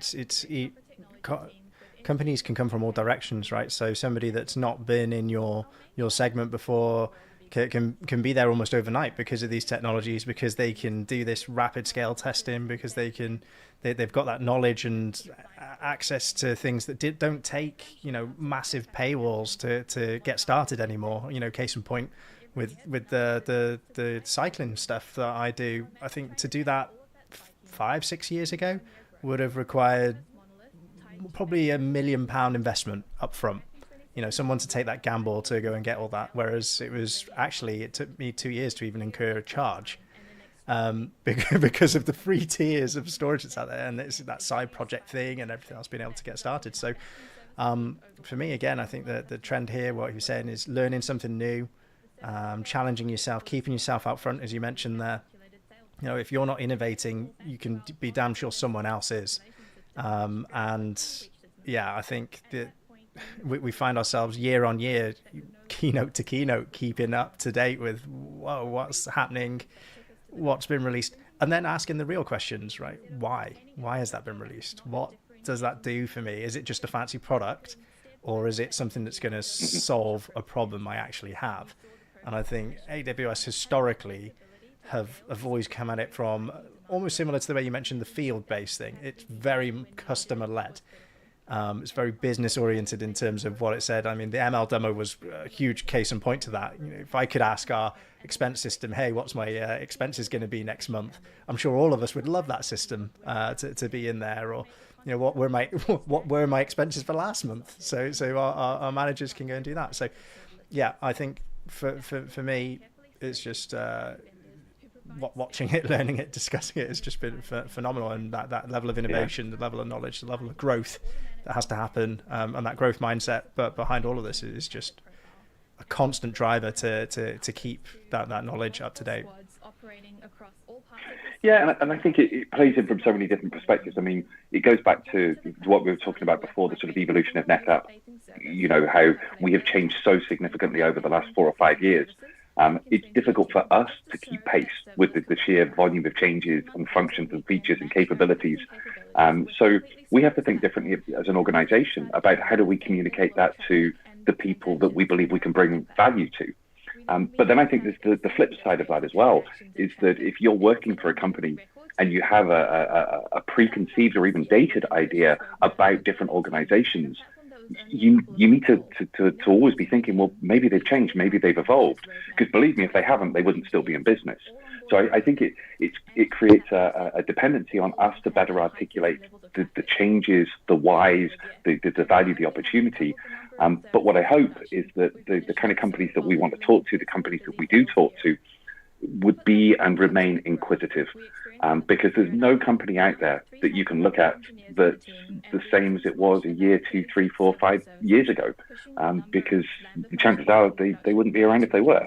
I mean, that's phenomenal. I'm just looking at one of the slides, the lady that's sharing her case study on the feed is doing, and she's saying like the 20 engineers to 67 engineers. You know, that's to be able to do things like that and get that knowledge and then actually get productivity out of them, because not necessarily adding engineers up front doesn't equal like ×2, ×3 productivity. I think what these services are really outlined is the fact that, again, innovating like we are, right? So we could just grow the engineering. Would that equal better products, more products? Not necessarily. It's about aligning to what do our customers want, and being even in ourselves. Can we build it in an optimal manner? Can it run in an optimal manner? Can it be cost conscious for our customers? Because that's top of mind for a lot of them. And then how do we hit the well-architected pillars of the framework around durability, reliability, and everything else as well? So, but I think also you're probably seeing a big change in the way people manage stuff, right? Because I don't think I've seen a user interface for a good few months now. Everything I do is infrastructure as code. It's in a pipeline. I'm using APIs. I'm using probably a Terraform plugin or an Ansible plugin for it. And that's fundamentally different to, you know, cast my mind back 5 years ago when I used to do demos and say, this is the nice shiny UI I have, and look at amazing graphs and things. And they are great. And I'm not saying that they're not needed. They are great and they serve their purpose. But I think the persona of who consumes these services has changed. I think it has, and I think, you know, if I think about our Cloud Manager, you know, which is our sort of SaaS portal to help people bring these kind of hybrid multi-cloud environments online. Whilst yes, it is a lovely user interface, and there will be a portion of people that will use that because it makes their life easier. I think what I really, really like about it is that you can kind of create a workflow. You can create that whole flow of exactly what it is that you want to do. I want to set up a volume here with this capability, with these characteristics, with this efficiency, with this protection policy, with this replication policy. And once you've done all of that, you can press a little button and it will give you the code. So you've now got every tiny little bit of code that you need to be able to fire that straight into an open API and be able to bring that to life. So I think it kind of feels to me as if UIs are now serving more of that purpose. They're simulation tools to enable you to create the code that you need in order to plug that into a different orchestration framework, whether that's a ServiceNow or whatever that or a Terraform or whatever that might be. That's actually a great point, actually, and that's exactly how I use it, because I'm quite a visual learner. So I like to piece it together in the UI and get the template out the other side. So whether that's a CloudFormation template or, you know, I'm looking at Terraform, going through the docs and stuff and see how all that works. And I think, you know, with Lego just doing the presentation now, and back to Werner, I think that's a key point there, is the building blocks are a lot easier to access. So let's see what Werner's got to say about Lego. Migrating from a monolithic design to serverless also freed up engineer time to work on new features. Like Lego, Zoom is another great example of how a company used smart application design to scale quickly as they were flooded with traffic during the pandemic. Just like Brainly, they had well understood traffic patterns and even relied on manual scaling on AWS because their traffic was so predictable. But after the pandemic hit, they quickly experienced a 30x growth. One of the really smart decisions they made before the pandemic was to split their application into different services. They broke the part of the applications that handled the management of meetings, like authentication and scheduling and starting the meeting, from the part of the application that streams video. Meeting management is a pretty light task and isn't dependent on latency. On the other hand, streaming video requires a significant amount of bandwidth and compute power, and it needs to be close to users. Before the pandemic, their management component had sometimes more traffic than the streaming part had. After the pandemic hit, they relied on scale of AWS and our ability to keep up with capacity needs to add media servers to handle the video and streaming for people around the world. Over the last several months, there were times when their engineers were adding 5,000 to 6,000 servers a night on AWS. And just like Brainly, Zoom also saw customer behavior change because of the pandemic. When they started out, Zoom primarily provided services to business users. Today, they see significant usage by individuals and educational institutions. And this affected the design of their application and how they approached scaling. Take education, for example. Before the pandemic, only a few teachers at a school might be using Zoom at the same time. Today, in a district that is fully remote, every teacher is likely to be running a meeting in parallel with other teachers. And these type of changes meant that Zoom was regularly hitting new bottlenecks and challenges that they hadn't seen before. But because of their architecture, they were able to quickly address them and even add many new features, while handling extreme scaling. By following best practices and decomposing their system into separate components that each had unique scaling, performance, and security requirements, Zoom designed a system that can adapt to these unexpected changes. And they've been able to succeed and provide a service that is essential to their customers. If you follow cloud best practices around microservices, load balancing, multiple availability zones, you're likely in great shape from an application architecture perspective. But what about the application code that actually runs within the system? When it comes to dependability, a step that is often missed is the logic of the application code itself. Now, almost all developers today write unit tests and provide code reviews to look for errors as they're developing. But at AWS, we take this a step further and use tools based on mathematical logic to prove that our code does only what we want it to do and nothing more. This is hard, it's time-consuming, and something that most businesses don't have the ability to invest in. For example, one of our teams had recently published a paper that outlines how we prove the correctness of the KMS protocol. When we say that we have the most secure global infrastructure, this is rooted in the continuous work we do to demonstrate this claim with mathematical rigor. We do this to answer the most important question. Are we really protecting our customers? I want to talk to you about this more, but before I do, I want to tell you how I think about reasoning. Reasoning is the action of thinking about something in a logical, sensible way. As engineers, we reason out problems all the time. We design systems to solve complex problems with many variables. Again, look at this factory. To produce sugar, there's a multi-stage process. Farmers bring beets to the factory, where they then are washed with high-pressure cannons, So then just they're catching up sliced as into he's small going through strips before being combined all the with hot water processes during a here process and called using diffusion. the analogy there for microservices. The There's some really diffusers key create things a I sort of juice sort of picked up on that's there. put in So an evaporator the and fact spun in that a centrifuge 30 times separate the growth, I sugar don't from think the many water. businesses will expect After all that this in such a happens, the sugar short is period of packaged and time. shipped. The Now, fact that this you can have a process is not system all that that complicated. stays up at that There's a level distinct start and of end, growth is just something and the that steps in we've not between really have been to able be to followed do exactly on-prem. I in mean, that do you know order. any customers that could add If you 5 to put it in a 6,000 flowchart, servers a night it would be without a pretty technology simple. like this? And when Jean-Baptiste invented this No, I think it's process just, in the it'd be early tough, wouldn't it? I think, 1800s, it does remind me a little bit of the WhatsApp story to some degree. That's different, slightly different kind of application, but that similar kind of scale. Very, very small team of people, but scaling at a phenomenal rate that could only be enabled by the cloud. But I think what was really interesting about what he was talking about there, particularly with Zoom, was, and I'm not criticizing any of the other vendors in that space, but it was amazing that they were not the first, or even if they were early on, they were not the biggest. There were some hugely well-established companies that were developing these kind of these virtual meeting type applications. And Zoom obviously just approached it differently. They wanted to approach a different market with a different feel to the platform. And previously we would say, oh, let's Skype. I actually don't use Skype very often. Now we say, let's Zoom.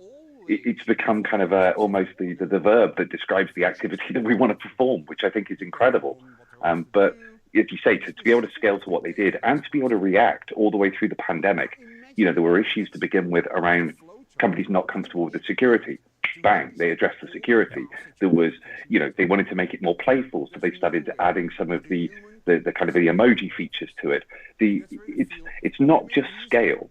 It's the speed at which they have responded to developing either essential capabilities like security or new capabilities to create a broader appeal to a broader audience. And I think, again, that goes back to what Werner said. You've got to kind of deconstruct the application to give you the speed to be able to develop it. Absolutely. And again, from an architectural perspective, that's moving away from your monolith, isn't it? Making sure that you've got a lot of microservices there, and that comes down to the scale of the teams again, where even Lego, when they were talking about the distributed, the microservices that they've done by breaking that app up, you don't have 7 engineers trying to work on the same code. You've got one engineer who's working on the session scheduling at Zoom, one that's doing video algorithm, the other one that's doing audio, the other one, and they're all able to work in parallel. And that's phenomenal. And that's something that we've seen here at NetApp, right? Where just even our approach changed across the board of how we develop products and everything as well. And I can't remember the exact figures, but I just remember thinking, wow, when somebody's telling me, we went from this many hours to this now for a new build of the core systems that we use. So it's great. Yeah. And I know there's probably nobody from Zoom watching this, but I'd love to have a chat with Zoom about how we could help them with managing the cost of the distribution of their data, and also what Spot could bring to them from a compute perspective.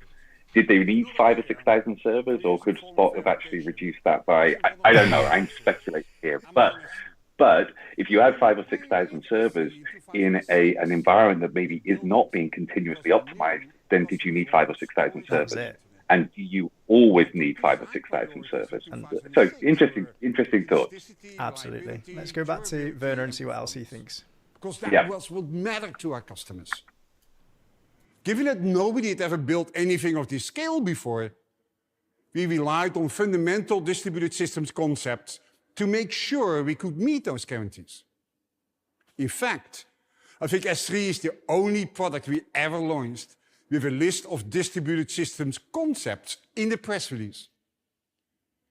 But with the knowledge that failures of components, big and small, are a given, remember, everything fails all the time, we need to balance the trade-off between availability and consistency, based on the now infamous CAP theorem. Given the applications we initially target, we decided that availability, always be able to access your object, had a higher priority than getting the last update to your object. And there could be a small window of time between when you updated your object and when all read requests would give you the updated data. The data was there, stored reliably and durable, but the metadata was eventually consistent. As S3 has evolved into a more generalized storage engine, it is now used for many real-time processing applications, like, for example, analytics on top of a data lake. The majority of S3 access now is machine to machine instead of human to machine. Now, it turns out that machines have a much harder time reasoning about eventual consistency than I ever anticipated. And there's the law of preservation of complexity. If you need strong consistency on top of an eventual consistent system, you need to do the work. Over time, we learned that quite a few of our customers were building that complexity into their applications to achieve strong consistency. We knew that if we did that work for them, life would be a lot easier for our customers. To achieve that, we had to introduce new protocols for cache coherence and distributed systems communication in the request path for S3's metadata storage. This allowed us to ensure that every S3 index storage service always has the latest metadata and was in sync with the cache servers. And we had to introduce all of this while continuing to run S3 without impact to availability or performance. S3 had to evolve into the next generation without our customers being impacted in any way. So while we did traditional performance, integration, load, and unit testing, we knew that yeah, so it's really interesting discussion about consistency, distributed consistency, and the work they've been doing around the caching and everything else. And I think obviously they have their S3 and they've been building a lot of capabilities into this, but we still have an awful lot of companies that are taking applications to the cloud that are using POSIX file systems or POSIX protocols that are not S3. We still have a lot of applications going into the cloud that are going to use NFS because they're Linux-based, or they're going to use SMB or whatever else it might be. And I think that's a really powerful way that NetApp can bring value to that as well, is, we can create that reliability, that consistency, that availability. And not only can we do it in a single region, we can again do it across multiple regions because, to quote Werner, everything always fails. So, I think that's probably a good point for me to end on and leave you to enjoy the rest of the party. Yeah, in that case. That's been brilliant. And thanks for joining, Matt. Some great conversations there. And in the distributed nature, you get to go and distribute yourself elsewhere. So thanks very much. Absolutely. It's been a pleasure. Enjoy the rest of the session. Thanks a lot. Cheers. Security is the most important thing that we can be focused on for our customers. And I think it's something that should be on top of the mind of every customer themselves as well, no matter what they're building. When you're developing something new, it is possible to build a system that unintentionally allows access you didn't intend on. At AWS, we asked ourselves, how can we help customers with this? And we've been making significant investments into security-focused tools that use automated reasoning to help detect security gaps. One of these is the recently announced VPC Reachability Analyzer. In AWS, it's amazingly simple to set up a network. It is truly something that impresses me to this day. And if you need to isolate different parts of your application from other parts or from the internet, I can easily do that. I can create a network echo, a security group, or a subnet to isolate these parts from the network. But just like my application logic, the logic of a network increases in complexity the more work you do on it. Most workloads on AWS of any complexity have many subnets, many network interfaces, many security groups, and often all these things reference each other. If you're trying to trace the path from one end to the other, it quickly looks like the flowchart logic problem we had with our application earlier. And that's why we built the Amazon VPC Reachability Analyzer. The Reachability Analyzer uses the same automated reasoning processes to look at your AWS configuration without sending a single packet. It can tell if your system is doing what you want it to do. You can use it to troubleshoot why you can't reach one server from another. With the Reachability Analyzer, you only need to tell us what rules you want to validate, and we automatically build the logic to test and verify it. This is just one of the many tools we offer to customers that are powered by automated reasoning. And the more complex your applications grow, the more important tools like this are becoming. What all these tools have in common, though, is that we make it easy to define rules and test them, because they're based on configuration.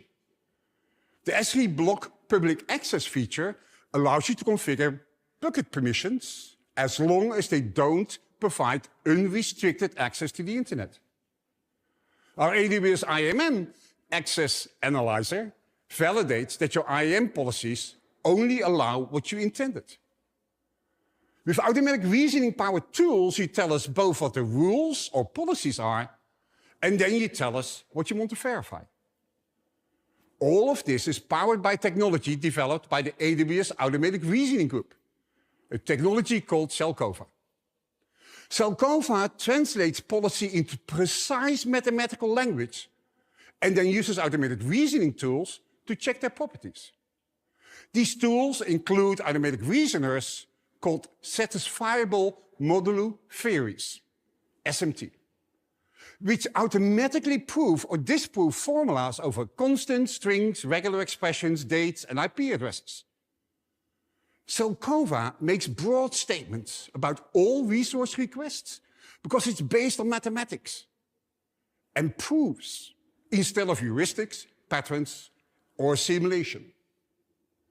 Next to the services we already discussed, it's used in AWS Config, AWS Trusted Advisor, Amazon Macie, Amazon Guard Duty, AWS IT Device Defender, and more. One of the most important benefits is that users can leverage these tools to help identify gaps in the design phase before any data is exposed. Furthermore, this technology is automated, removing manual human intervention to help provide greater scalability. And finally, it is provable. By converting the problem into a logic-based mathematical equation, it can be proven with mathematical certainty. Now I'd like to change it up for a minute and talk more about how and why we build the things the way we do at AWS.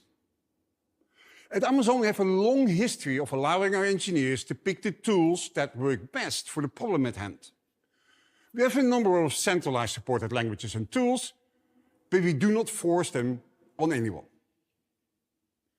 For example, when we needed to do fast UI prototyping for Amazon Fresh, Ruby on Rails was the best tool for that, even when we knew it wouldn't be the language used to scale it up.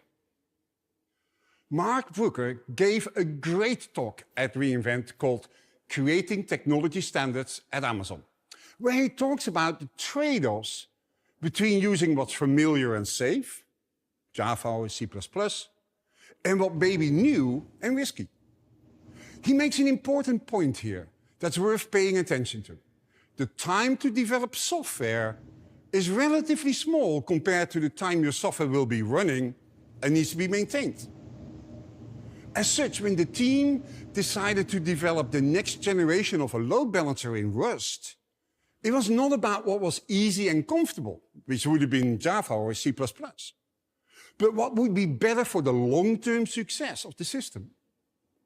Next to having great safety features and no garbage collector, the main driver for choosing Rust was that it's a great language for using automatic reasoning and formalification of the application logic.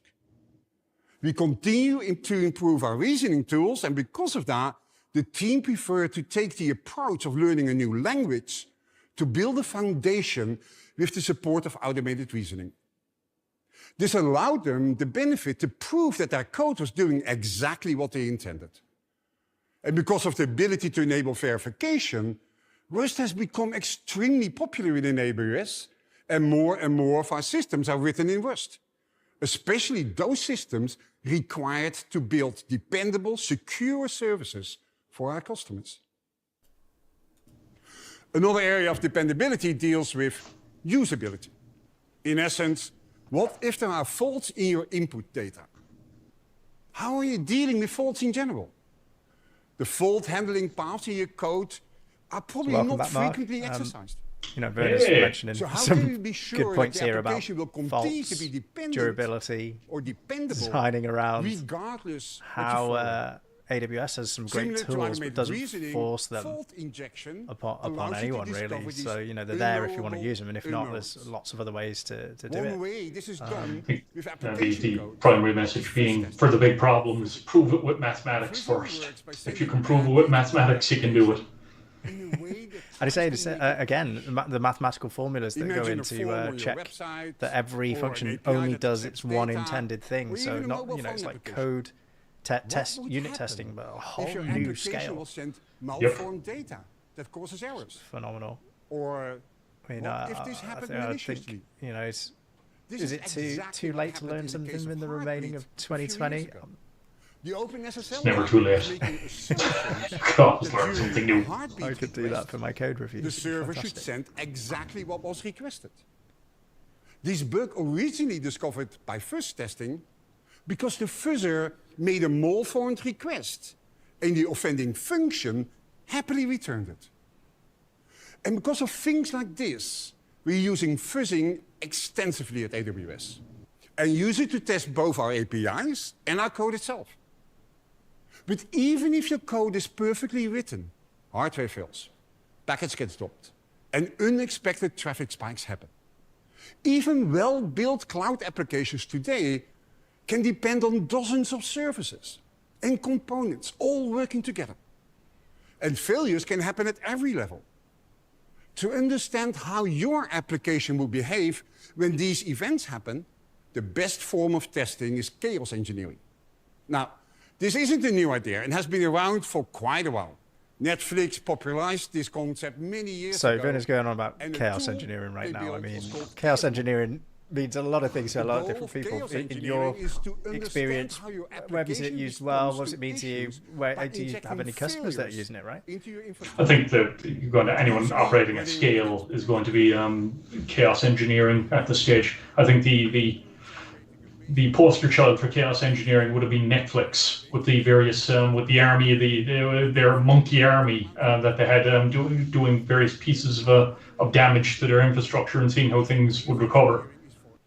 This is phenomenal. I remember early demos, and you're cashing mine back to probably when physical hardware used to be demoed. And I remember some of those demos being, look at me, I've pulled a disk and it's still working. This is chaos engineering generation 1. Oh, I've pulled another one. Pull a cable out the back, yes. Yeah. Don't pull the third one though, it will break. Redundant Ethernet. And of course, here's the hook here, the fault injection simulator. So take those big mats and make your developers work hard for it. This is phenomenal. So for anyone like getting into, I don't think there's anyone getting into AWS, right? It's been around for a long time. There's obviously some people that are getting new, taking new architectural roles, things like that. Where would you recommend they start with the things like durability, reliability, chaos engineering, building for failure? You're going to do the durability, reliability, availability. Those are table stakes, and security. You build on those. The question becomes, and I think we see with the Lego group, do you go towards virtualization? Do you go virtual machines? Do you step over that to containers, to serverless? How do you want to operate? I think that's one of the bigger choices for people. I think there's the table stakes that you have to do. And then as we saw with the Lego group, they left on premises and went into serverless. And they just stepped over a lot of stuff there. So those are the big choices. Yeah, I think so. I think as well as somebody told me, like, digital transformation, obviously, given the current events and everything, just the rate at which it's happened, something that would typically take 1 year to go and implement and design everything implemented in less than a month. We saw, for example, Zoom. Werner was talking about Zoom, saying that sometimes 5,000 to 6,000 new servers going in every single night. That amount of scale is just phenomenal. And then the fact that their business use just changed overnight. So things like what was predictable is now entirely unpredictable. And as an example of a company of 2020, I think the video conferencing, Zoom, etc., were the standard bearers there of what this year has been, right? So you talked about the amount of capacity they needed to add in such a short amount of time. And the people that they serve, it's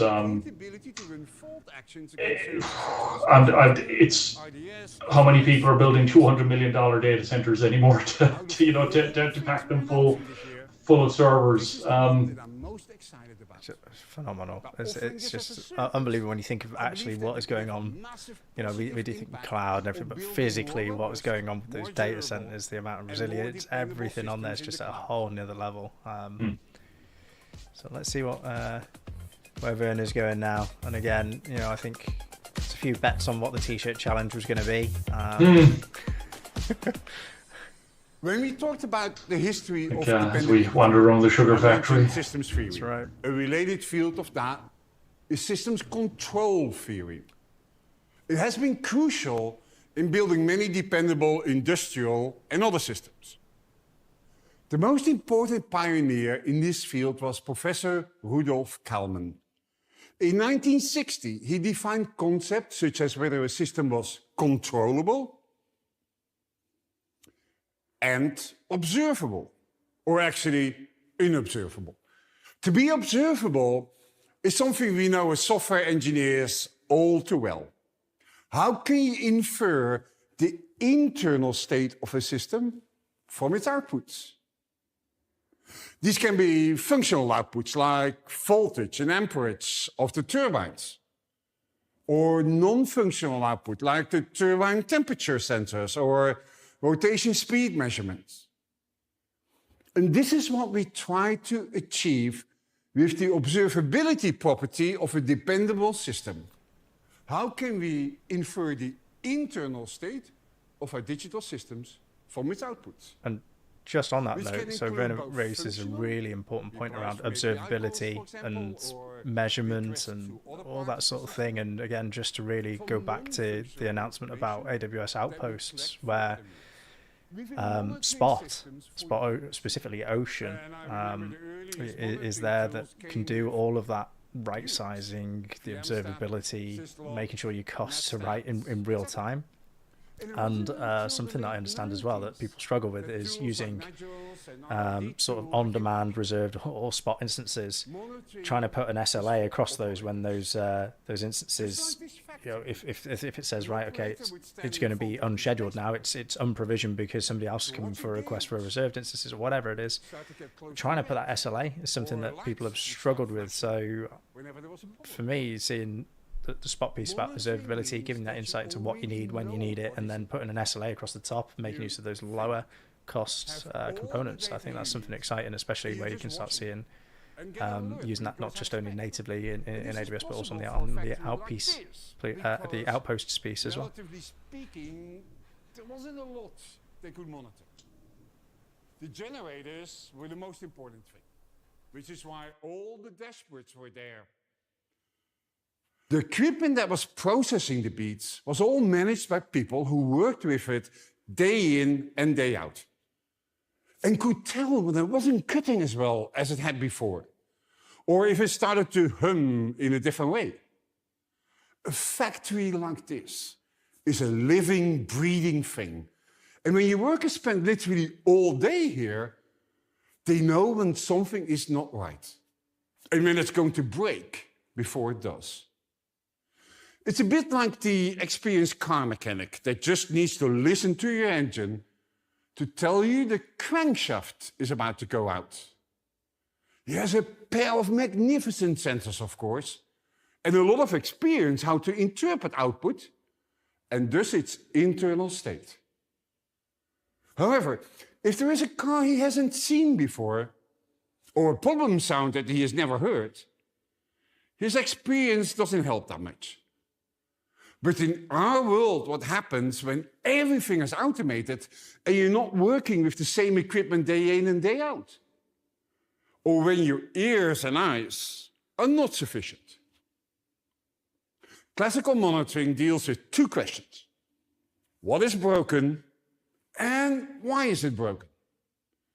Monitoring uses a predefined set of metrics and logs to determine known failures. In general, with monitoring and alarming, you can't predict when things will fail. You can only take action when they do.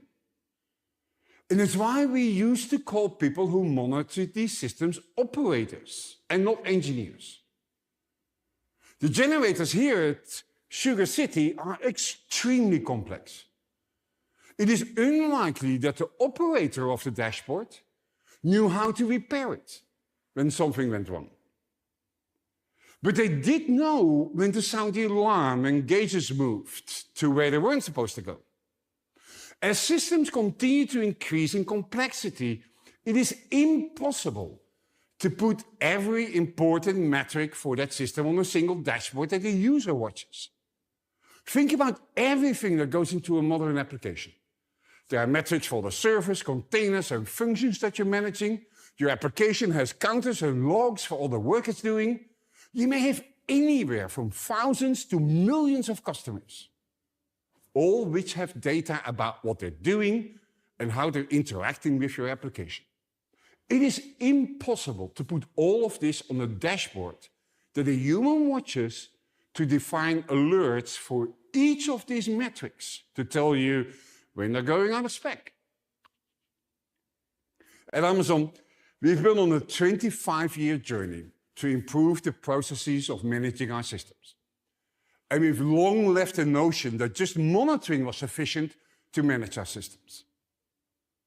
We've embarked on a holistic approach to operations, from collecting massive amounts of data and logs, to how we analyze them, to how we solve and talk about problems when they do happen.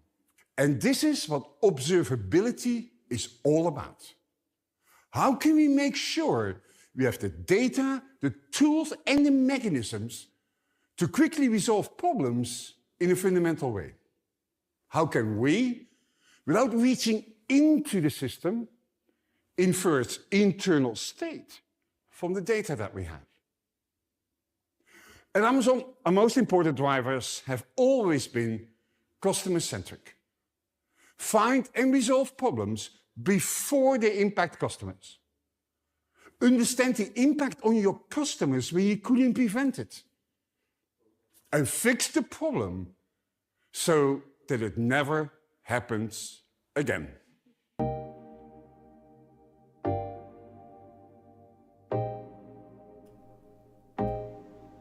So again, I think some really key points. Observability centers on three enabling technologies. From Werner.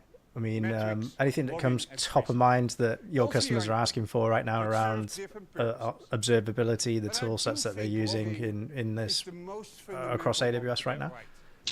I think he's getting into it right now about logging. I mean, when you talk about CloudWatch and CloudTrail are usually your first points of call, your first ports of call whenever you have to discuss things. He says log everything, and people are now. They're just working with the logs to try and get things done. Yeah. I mean, as somebody that spent many hours in logs and looking through cloud logs, CloudWatch, Cloud everything, looking through the logs. The event logs, everything from the operating system to the infrastructure that surrounds it. It's, and what I do like, what AWS do really well is the fact that you can be in sort of a totally different area. So I'll be working on the lambda function somewhere, and then I can just with one tab go to the log at the same time for that particular run, and it just brings it up. It's just nice to not have all these separate systems where you've got to go and hunt a log down for a particular time or anything. And open up Notepad++ and do a find for Control F for error, critical, something like that. That's it. And this was significantly more scalable. You do distributed to do better Notepad. But every system grows in complexity. Our largest applications are made up of hundreds of microservices, each potentially generating terabytes of logs a day. Using Amazon EMR to query the logs for those services could take hours. So we took everything we'd learned so far and we created CloudWatch logs. With it, you have a single pane of glass. And there you go. You can view CloudWatch all logs, as you mentioned. Every service, every container, and every application that you monitor. You can search your logs for specific error codes, filter them based on different fields, or create alarms for different conditions. It's a powerful service, but it's still just the first step. When building an end-to-end observability system, you need logs, metrics, and tracing. If your logs are the source of truth, the metrics that you monitor and graph should come from your logs. One of the most challenging things for software developers, however, is especially if they're disconnected from operations, is to create metrics in their monitoring system. And this is why when you ask an organization what metrics they're monitoring, they'll start talking about system-level metrics, like CPU utilization, or service-level metrics, like number of requests. Those sort of metrics are usually collected automatically for you by AWS, or they're modules that are built into your monitoring application. For Amazon, we heard from our developers that it was too difficult to publish metrics. And there are lots of ways to get metrics into a system, but they often require configuration or additional dependencies and libraries that you need to keep up to date. We needed a system that made creating metrics dead easy. So we stopped and asked ourselves, what's the easiest way for a developer to write data? Well, anyone who's written code without a debugger knows how easy writing to standard out is. And you don't need any libraries. You don't need any dependencies, and there's no configuration. We let our developers define, graph, and track their own data by just building a string and writing it to standard out. And because we're already logging to standard out, we can generate JSON and have it forwarded to CloudWatch logs. I mean, that's important as well as allowing people to take the power of CloudWatch logs without changing the way they work. Yeah. Now, one of the challenges with allowing developers to create arbitrary metrics at Amazon scale is the level of cardinality it creates.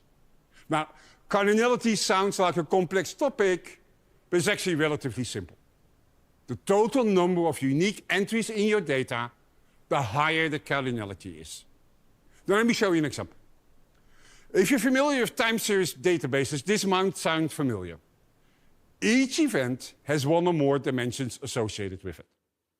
Suppose I have a CloudWatch metric called disk-free bytes, whose dimensions are Amazon EC2 instance ID and the OS mount point, or a drive letter. This has a cardinality of 2, because there are 2 unique metrics, one for each drive. If you have 100 instances, each with 2 drives, then the cardinality of this is 200. Now suppose I have a CloudWatch metric called response latency, whose dimensions are the server's instance ID, the customer ID. And suppose that I have 100 servers and 1 million customers. The cardinality of that metric will be 100 million. Creating 100 million metrics in CloudWatch will be rather expensive, inefficient, and difficult to analyze. Now suppose we have thousands of hosts, millions of accounts, and billions of records. The level of cardinality in a dataset like this makes it impossible to use standard metrics and tools to investigate problems and to understand the impact of events. Graphing individual data points also loses the context of a metric. Imagine a request log that measured which server took the request, which account made it, and how long it took. If you graphed requests, account, and time individually, there's no way to cross-reference them. All of the details and relationships that are in the logs are lost. If there's a fault, there is no way of telling which server it came from, or more importantly, which users were affected. You won't be able to tell if the faults happen for all requests or just specific ones. But since now you have all your data in one place, you can start to understand how your metrics interact with each other. And this is where the real cool stuff happens. Let's say you're monitoring your API and you have a graph like this. There's probably a few questions that you're going to have to answer right away. Which API is failing? How many customers are impacted? Which customers are impacted the most? Is it one bad host or multiple? Which shard, petitions, buckets are having issues? Finding these answers in high cardinality data is exactly why we built Contributor Insights. With Contributor Insights, you can analyze logs to dynamically extract and report on contributor data. Our goal is to make it easy to take a graph like this and to show you what's contributing to the change. You can see metrics about the top-end contributors, the total number of unique contributors, and their usage.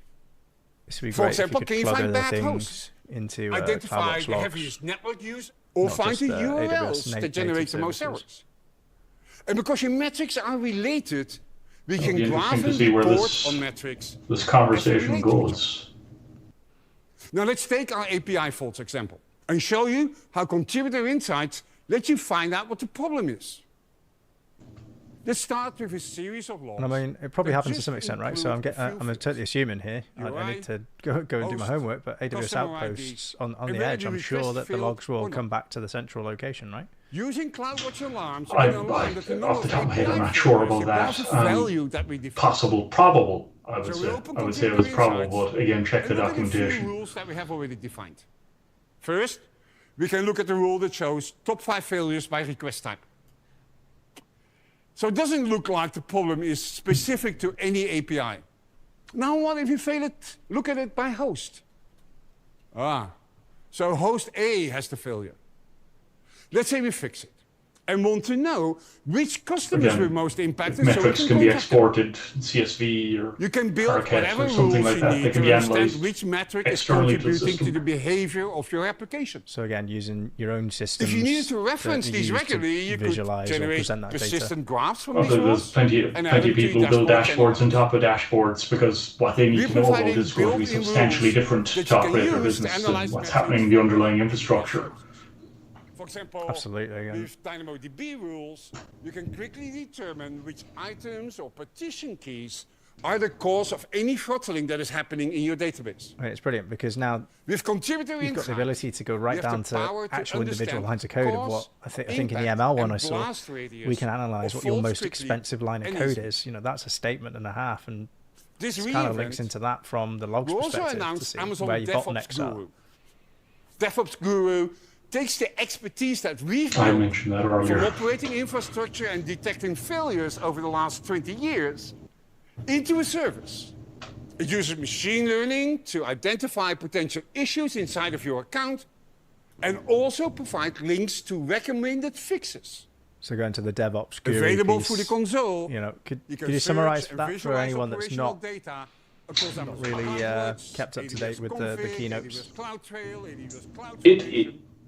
As Vern is talking about, pulling all this information in and using machine learning to make your application deployments more reliable. And again, getting it to not just give you, present the data, but to actually help you understand it by giving you... And do forecasting forward. It's also recommended changes to instance sizes. And I suppose the advantage is the models that this has been developed against, those that have come from years of Amazon.com use. Is tracing. Well, and customer, all of these things are designed with customer in mind. So it isn't just going to be anything that happens inside of Amazon. It's great to get that broad sway of opinion from the user base and from the partners. Tracing the source of intermittent and undetermined failures can be extremely difficult.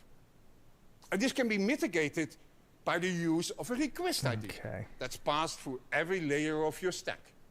A trace ID is so Mark, I know you've got to leave in just a moment, but for you, in your words, reInvent 2020, a lot of announcements, a lot of new things announced. What's it been like for you? There's just every day there's been something new. It is a case that you just it's 3 weeks, but it might take you a year to digest everything you're interested in digesting. So the thing is that don't be pushed back or don't feel overwhelmed by the number of announcements. I did mention that last year it was between services and new announcements, it was 2,345 of them between service updates, new services. That's a lot of reading to do. So choose your targets and get deep in them, and there's plenty there to dig into. I think that's great advice. And Mark, thanks for jumping on, sharing the insights that you've got there, your experience, and it's been great to have you on. So thanks very much, and hope to do this again very soon. Kirk, it's been a pleasure. I will speak to you soon. Take care now. Thanks a lot. Cheers. Get sick and stop singing before any of the miners do. For application monitoring, your canary has the same purpose. Canaries perform the same actions as your customers. They continuously verify your customer experience even when you don't have any customer traffic. Canaries should run continuously, and especially during deployments. and alarm anytime there is something unexpected. Even if your application hasn't failed, a canary can give you an early warning by alerting when something took, for example, longer than expected. And to build your own canaries, we have CloudWatch synthetics. Canaries built with CloudWatch synthetics and Node.js scripts that run as lambda functions in your account. They work over both HTTP and HTTPS and can test for UI components by providing programmatic access to a headless Google Chrome. One of the great things about building canaries with CloudWatch synthetics is that it integrates with CloudWatch Service Lens and AWS X-Ray to provide a graphical end-to-end view of the services in your application. Now, I would like to introduce now Becky Weiss.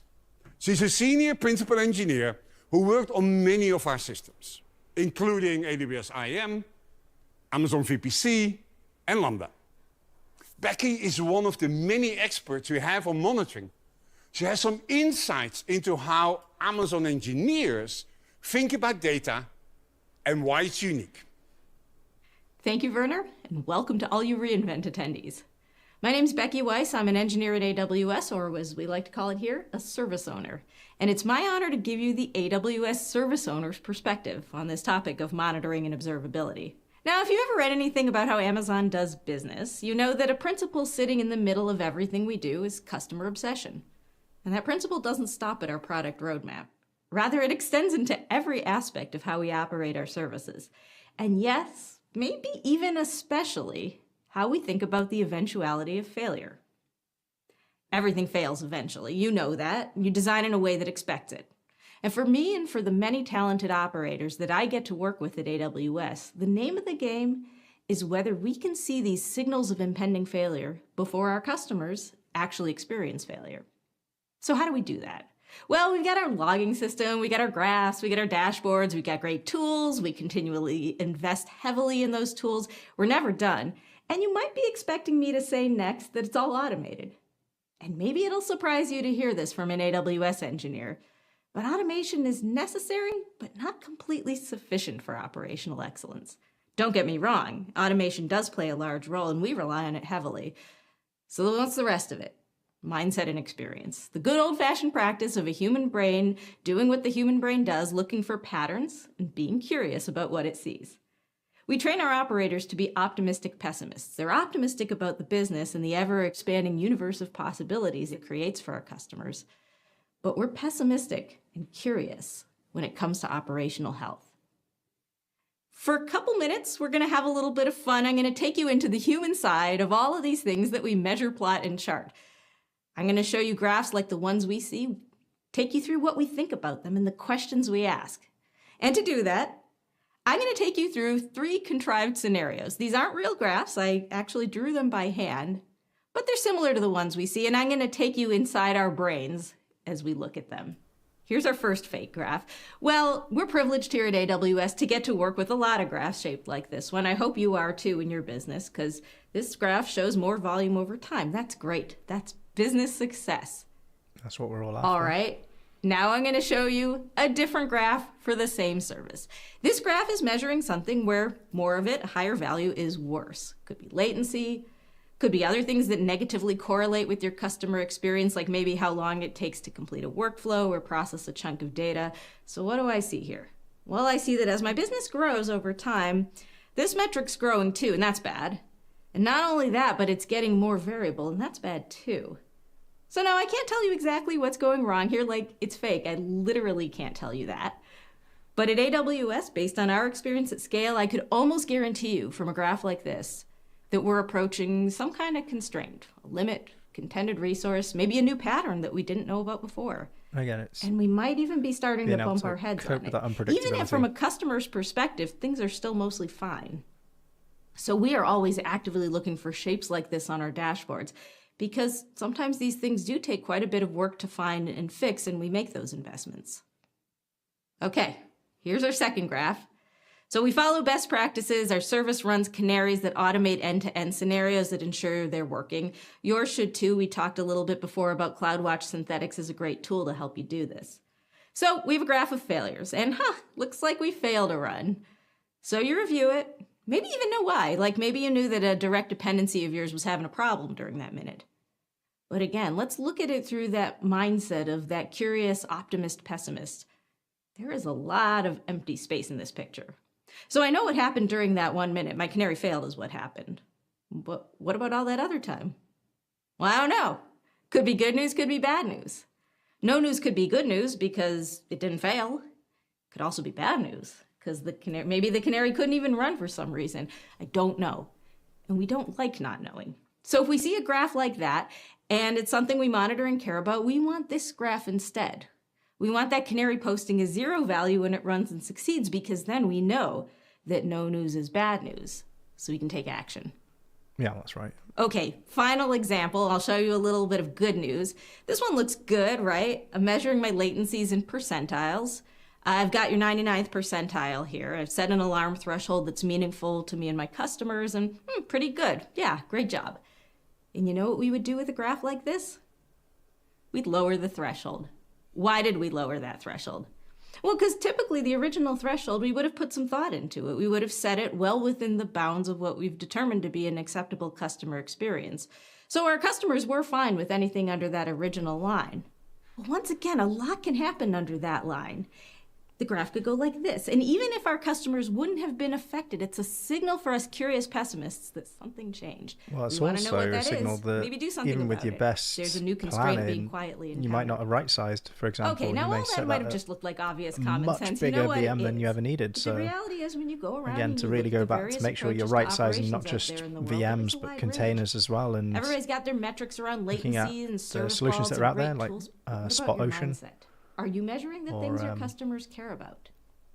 And if it were to change, looking through the CloudWatch would you logs, get that those sort of signal? things Are you to try and looking at track that your data utilization. like a curious, optimistic pessimist? The operationally trained brain is primed to ask these questions. I personally find operating AWS services with that mindset to be one of the most interesting and rewarding things I've ever had the opportunity to do. And if you approach operating your own systems with that same sense of curiosity, I bet you'll find the same over wherever you are, doing whatever it is that you do in the cloud. Thank you very much, and have a wonderful reInvent. Happy operating. Thanks, Becky. I think you're absolutely right. At the end of the day, all these systems are being monitored by humans. And we're all just guessing what metrics we think we're going to need and where they should alarm. For example, when your metrics fall out of a particular range for a certain time period. We talked a lot about CloudWatch today, but when it comes to collecting and visualizing modern operations data, there are a few open source tools that have become very popular. As part of the Cloud Computing Native Foundation, or I actually say that wrong, it's the Cloud Native Computing Foundation, Prometheus is a tool that makes it easy for customers to monitor container environments at scale. Grafana is an open source project for interactive data visualization services used for monitoring and alarming. That's commonly I think used we'd struggle to find with someone the that doesn't use Prometheus Grafana. open source It's project. particularly within any organization. Grafana supports multiple data What a sources, fantastic tool. such as Prometheus, Amazon CloudWatch, AWS X-Ray, Elasticsearch, and AWS TimeStream, allowing for the creation of dashboards and alerts from multiple sources. Although it's easy to deploy a single Prometheus or Grafana server on AWS, it can take weeks of work to scale across multiple servers and configure the entire environment for high availability. That's why I'm excited to announce Amazon Managed Servers for Grafana and Prometheus. And there we go. That's what we were Using waiting these for. services, we'll manage the provisioning and setup of Prometheus, along with, of course, ongoing maintenance and scaling operations. The Prometheus query language is optimized for large volumes of data, commonly in container monitoring. This makes it easy to search and group metrics, such as CPU memory and latency, at a granular level so that container issues can be isolated and alarmed on quickly. Engineering teams can use the same familiar Prometheus query language to filter, aggregate, and alarm on metrics and quickly gain performance visibility without any code changes. The Amazon Managed Service for Grafana makes it simple for engineering teams to query, visualize, and alert on data sources such as metrics, logs, and traces, no matter where they are stored. These services are available today as a preview on AWS. That's fantastic. When it comes to observability, we talked a lot about CloudWatch and other AWS services. But AWS isn't the only company building these services. And I've always said that AWS is so much more than just the AWS services. And I'd be remiss if I didn't recognize all the tools being developed for our complete monitoring and alerting ecosystem. We have great partners who are also operating in this space, like Sumo Logic and Splunk and Datadog and New Relic and AppDynamics. But all these have a different approach to collecting data. And it can be challenging to combine the different approaches, which is something the Cloud Native Computing Foundation is trying to create a foundational approach for with the Open Telemetry project. That's why I'm excited to announce that the AWS distro for Open Telemetry is now generally available. As part of the Cloud Native Computing Foundation, Open Telemetry provides open source APIs, libraries, and agents to collect traces and metrics for application monitoring. The AWS distro for Open Telemetry consists of collectors that are built into the application and exporters that send data back to backend analytics targets. In addition to supporting AWS targets like CloudWatch and X-Ray, customers can also send traces and application metrics to a number of AWS partners and third-party providers. The distro for Open Telemetry simplifies the process of collecting data by allowing you to instrument your applications just once, instead of using multiple tools from different vendors to collect metrics and traces. We're excited about the Open Telemetry project, and in addition to providing this distribution, we're also contributing to the upstream project for a number of components. Now, no matter how you choose to log, monitor, trace, and alert, there's a tool that fits your needs. I mean, they're really big announcements to go and announce Amazon Managed Service for Prometheus, Amazon Managed Service for Grafana. Prometheus and Grafana. We covered a lot of ground today. Every we single talked about the importance of development, those in how some to build combination. dependable applications, and how to effectively run them. If you paid close attention, you'll notice there has been a trend with all these things. More and more, AWS is taking tasks that have been slow, difficult, or time-consuming and making them easier to use by using advanced technologies to simplify them. These technologies can include automated reasoning or even machine learning. Take this AWS Panorama appliance, for example. This device allows you to deploy machine learning models to existing industrial cameras, like the ones that will be here in this factory. With this device, a business could run computer vision models for tasks such as quality control, or part identification, or security, or workplace safety. And this isn't changing any of the processes that weren't already done, but it's improving them and allowing the operators who perform them to run more efficiently. Or there's Amazon Lookout for equipment, a machine learning service that detects abnormal equipment behavior using IoT sensors. As technologies advance, you'll continue to see these technologies improve our work, such that we all can be more efficient. At AWS, with every new service we build, we ask how we can make it better by using machine learning. And you can see this in many of the services we've released over the past few weeks around databases, security, and operations.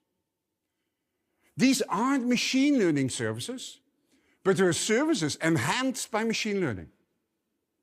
Amazon isn't alone in doing this. Just like Eva, businesses around the world are integrating machine learning with existing applications and data to get more value out of what they already have. As technology that powers our work advances, we'll continue to chip away at the heavy lifting that we all do on a daily basis. So as you're building or using a system, take a few minutes to think about which parts can evolve from simple automation and can make use of advanced technologies such as machine learning. You might be surprised by all the places that ML can help. When we started today, we talked a lot about how AWS is meeting developers where they are. And what if we applied machine learning to that? Services like Amazon Code Guru were built to solve problems exactly like this. When you're writing software, there are a lot of things that need to be checked. Problems like memory leaks or hard-coded credentials and duplicate lines after refactoring. Yeah, making sure you haven't Which uploaded won't prevent your your code from compiling, but can still cause problems for your application. Typically, these problems are identified during manual code reviews before branches are merged. But these are difficult tasks, and some vulnerabilities are easy to miss, especially if there are many changes that are happening at once. And that's why we built Amazon Code Guru. Code Guru uses machine learning to automate code reviews during application development and to profile applications after they've been deployed. As code is checked in, Code Guru Reviewer will automatically review your code, just like a senior engineer on your team would do. It provides advice on what's wrong and gives you links to documentation. And what's great about how it works is that it does these checks automatically when you check in the code, just like you would do with another code review. This way you can find and fix problems early, and the code reviews performed by members of your team can focus on more important aspects of your business logic. Code Guru Profiler, on the other hand, attaches to running applications in your test or production environment. Using machine learning, it inspects your running applications in order to find performance bottlenecks. It allows you to troubleshoot latency and CPU utilization issues. So I just love the general Learn trend where you can reduce infrastructure let costs. me know when something, and identifies an application action needs to take performance place rather than just overloading me with By data. combining automated reviews from Code Guru with the learnings from AWS Fault Injection Simulator and the recommendations from DevOps Guru, we can improve the entire development lifecycle using machine learning. And this is just the beginning. There are so many parts of application development that involve writing and rewriting bits of our applications that are essentially just plumbing and aren't any business value. As the tools we use advance, machine learning is going to continue to remove undifferentiated heavy lifting of building software. Like machine learning, another field I'm getting really excited about, and that I think is going to change our assumptions about what's possible in the world, is quantum computing. I know, we've been hearing about quantum for years now, and how it will be the next big thing. I truly believe that at some point it will become the next game-changing technology. It's going to happen slow at first, providing small optimizations and enhancements, but eventually it will revolutionize the areas it is well suited for. Chemistry research, drug discovery, material sciences, they're all going to be some of the first industries that will benefit from quantum computing.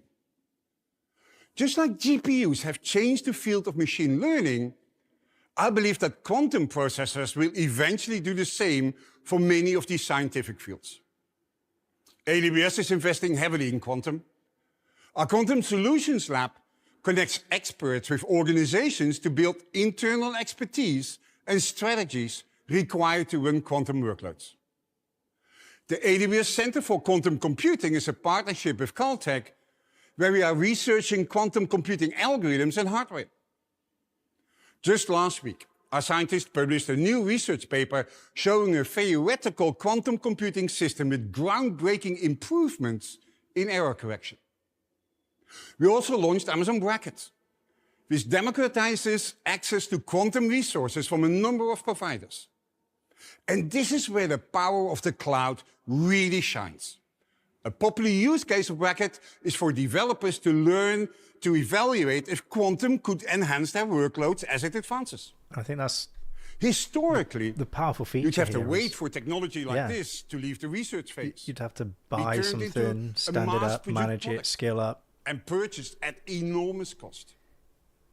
Only then would you be able to determine if it would actually help you. And it's a big risk. By making quantum computers and expert assistants available to every developer today, we're helping AWS customers stay one step ahead. As a software developer, now is the time to start thinking about quantum computing. It is the ways that we're starting to see machine learning make an impact on our daily lives. And the future that technologies like quantum computing will enable that make me so excited about cloud and technology as a whole. And I'm excited to see how developers will use these technologies to truly improve the world around us.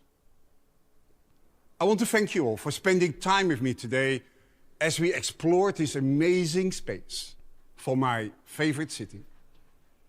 This year has been challenging in a lot of ways, but I also believe that challenges are the best time to reflect and think about whether you are building the right services for your customers.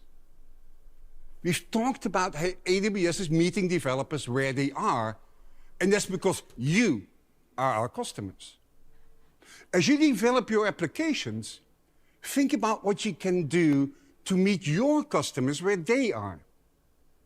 Many of us have experienced severe anxiety and uncertainty about the future in the past year. Uncertainty about our jobs, health, financial future, family, and much more. I strongly urge our customers, for example, those in financial services, to be conscious about this when they build new ways to engage their customers. Address these important issues up front and let them come back, for example, in the way you design your interfaces. Or what services you could build for your customers that help them in addressing their uncertainty. For almost all of us, digital services have become essential. But this means that these services are not just for the digital natives with their fiber connections and the latest smartphones. Consider the experiences you're building for them and how they access them. Not everyone has 5G or even a strong Wi-Fi connection at home. If you build essential services, make sure they also work on low bandwidth, high latency connections. There are enough news reports of kids having to go to a parking lot of a grocery store or a fast food restaurant to just get a decent internet connection for school. The applications you build are essential for your customers. Whether you're building a service that helps people budget what they have and helps them predict their immediate financial future, or maybe you're building a website that helps people stay connected to each other when they wouldn't be able to otherwise. We, as developers, have a responsibility to our customers to build the best applications we can for them in ways that take their current reality very seriously. It's never been a better time to use your knowledge, skills, and talents to make a difference in the world. Now, go build.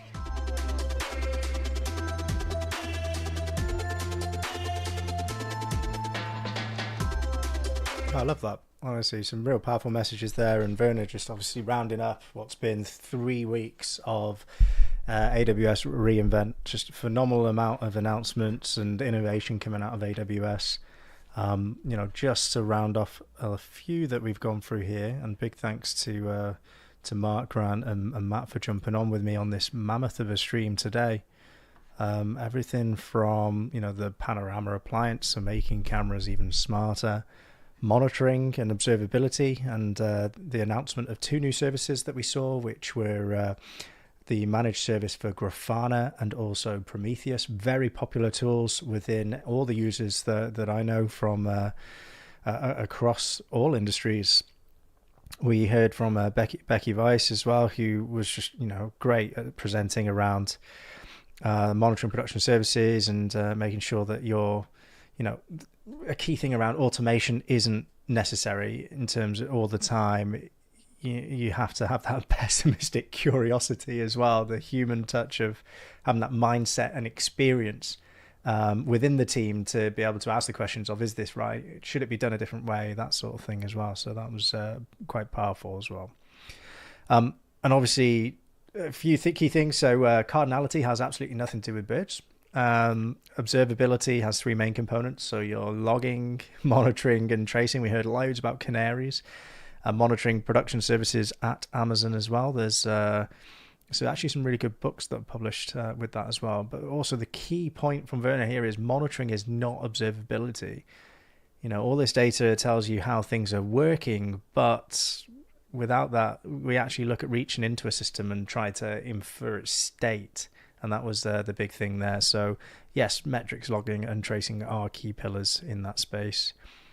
Chaos engineering as well. So we saw a lot of that. But again, coming soon, announcement about AWS Fault Injector Simulator as well. You might argue if you actually need one of those. I know as a developer, I can inject faults or every day, hundreds of times a day, mostly by accident. But it is a really cool service that sounds like it's going to be out very soon. And again, helps you do more of that chaos engineering. So breaking things, simulating the unexpected. And obviously, again, go back to Werner's big phrase of, you know, everything will fail. You need to be aware of that. You don't even know which element of the stack is going to fail and everything else as well. And then, yeah, this whole thing of a new concept called fuzzing as well to make sure that you can your code can handle faults and exercise it frequently to make sure that it is that case of doing it.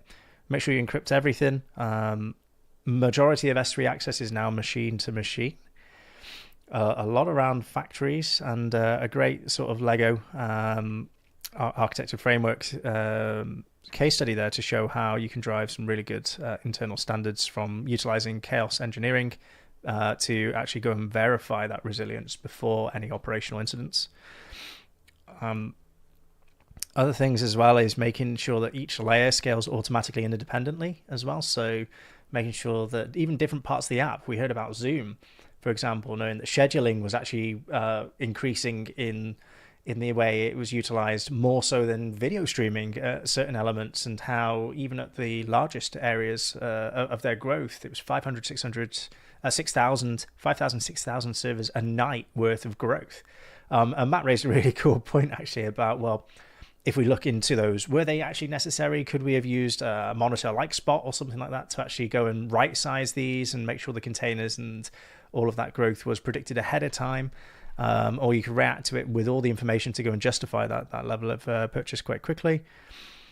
So lots of information there. And again, yeah, I mean, I don't think it's disappointing to see the scale that Amazon.com are doing this at any level. Just the scale of demand that they've got there. To go and do this. So from me, it's been absolutely fantastic. It's great, again, from a personal level to see what AWS are up to.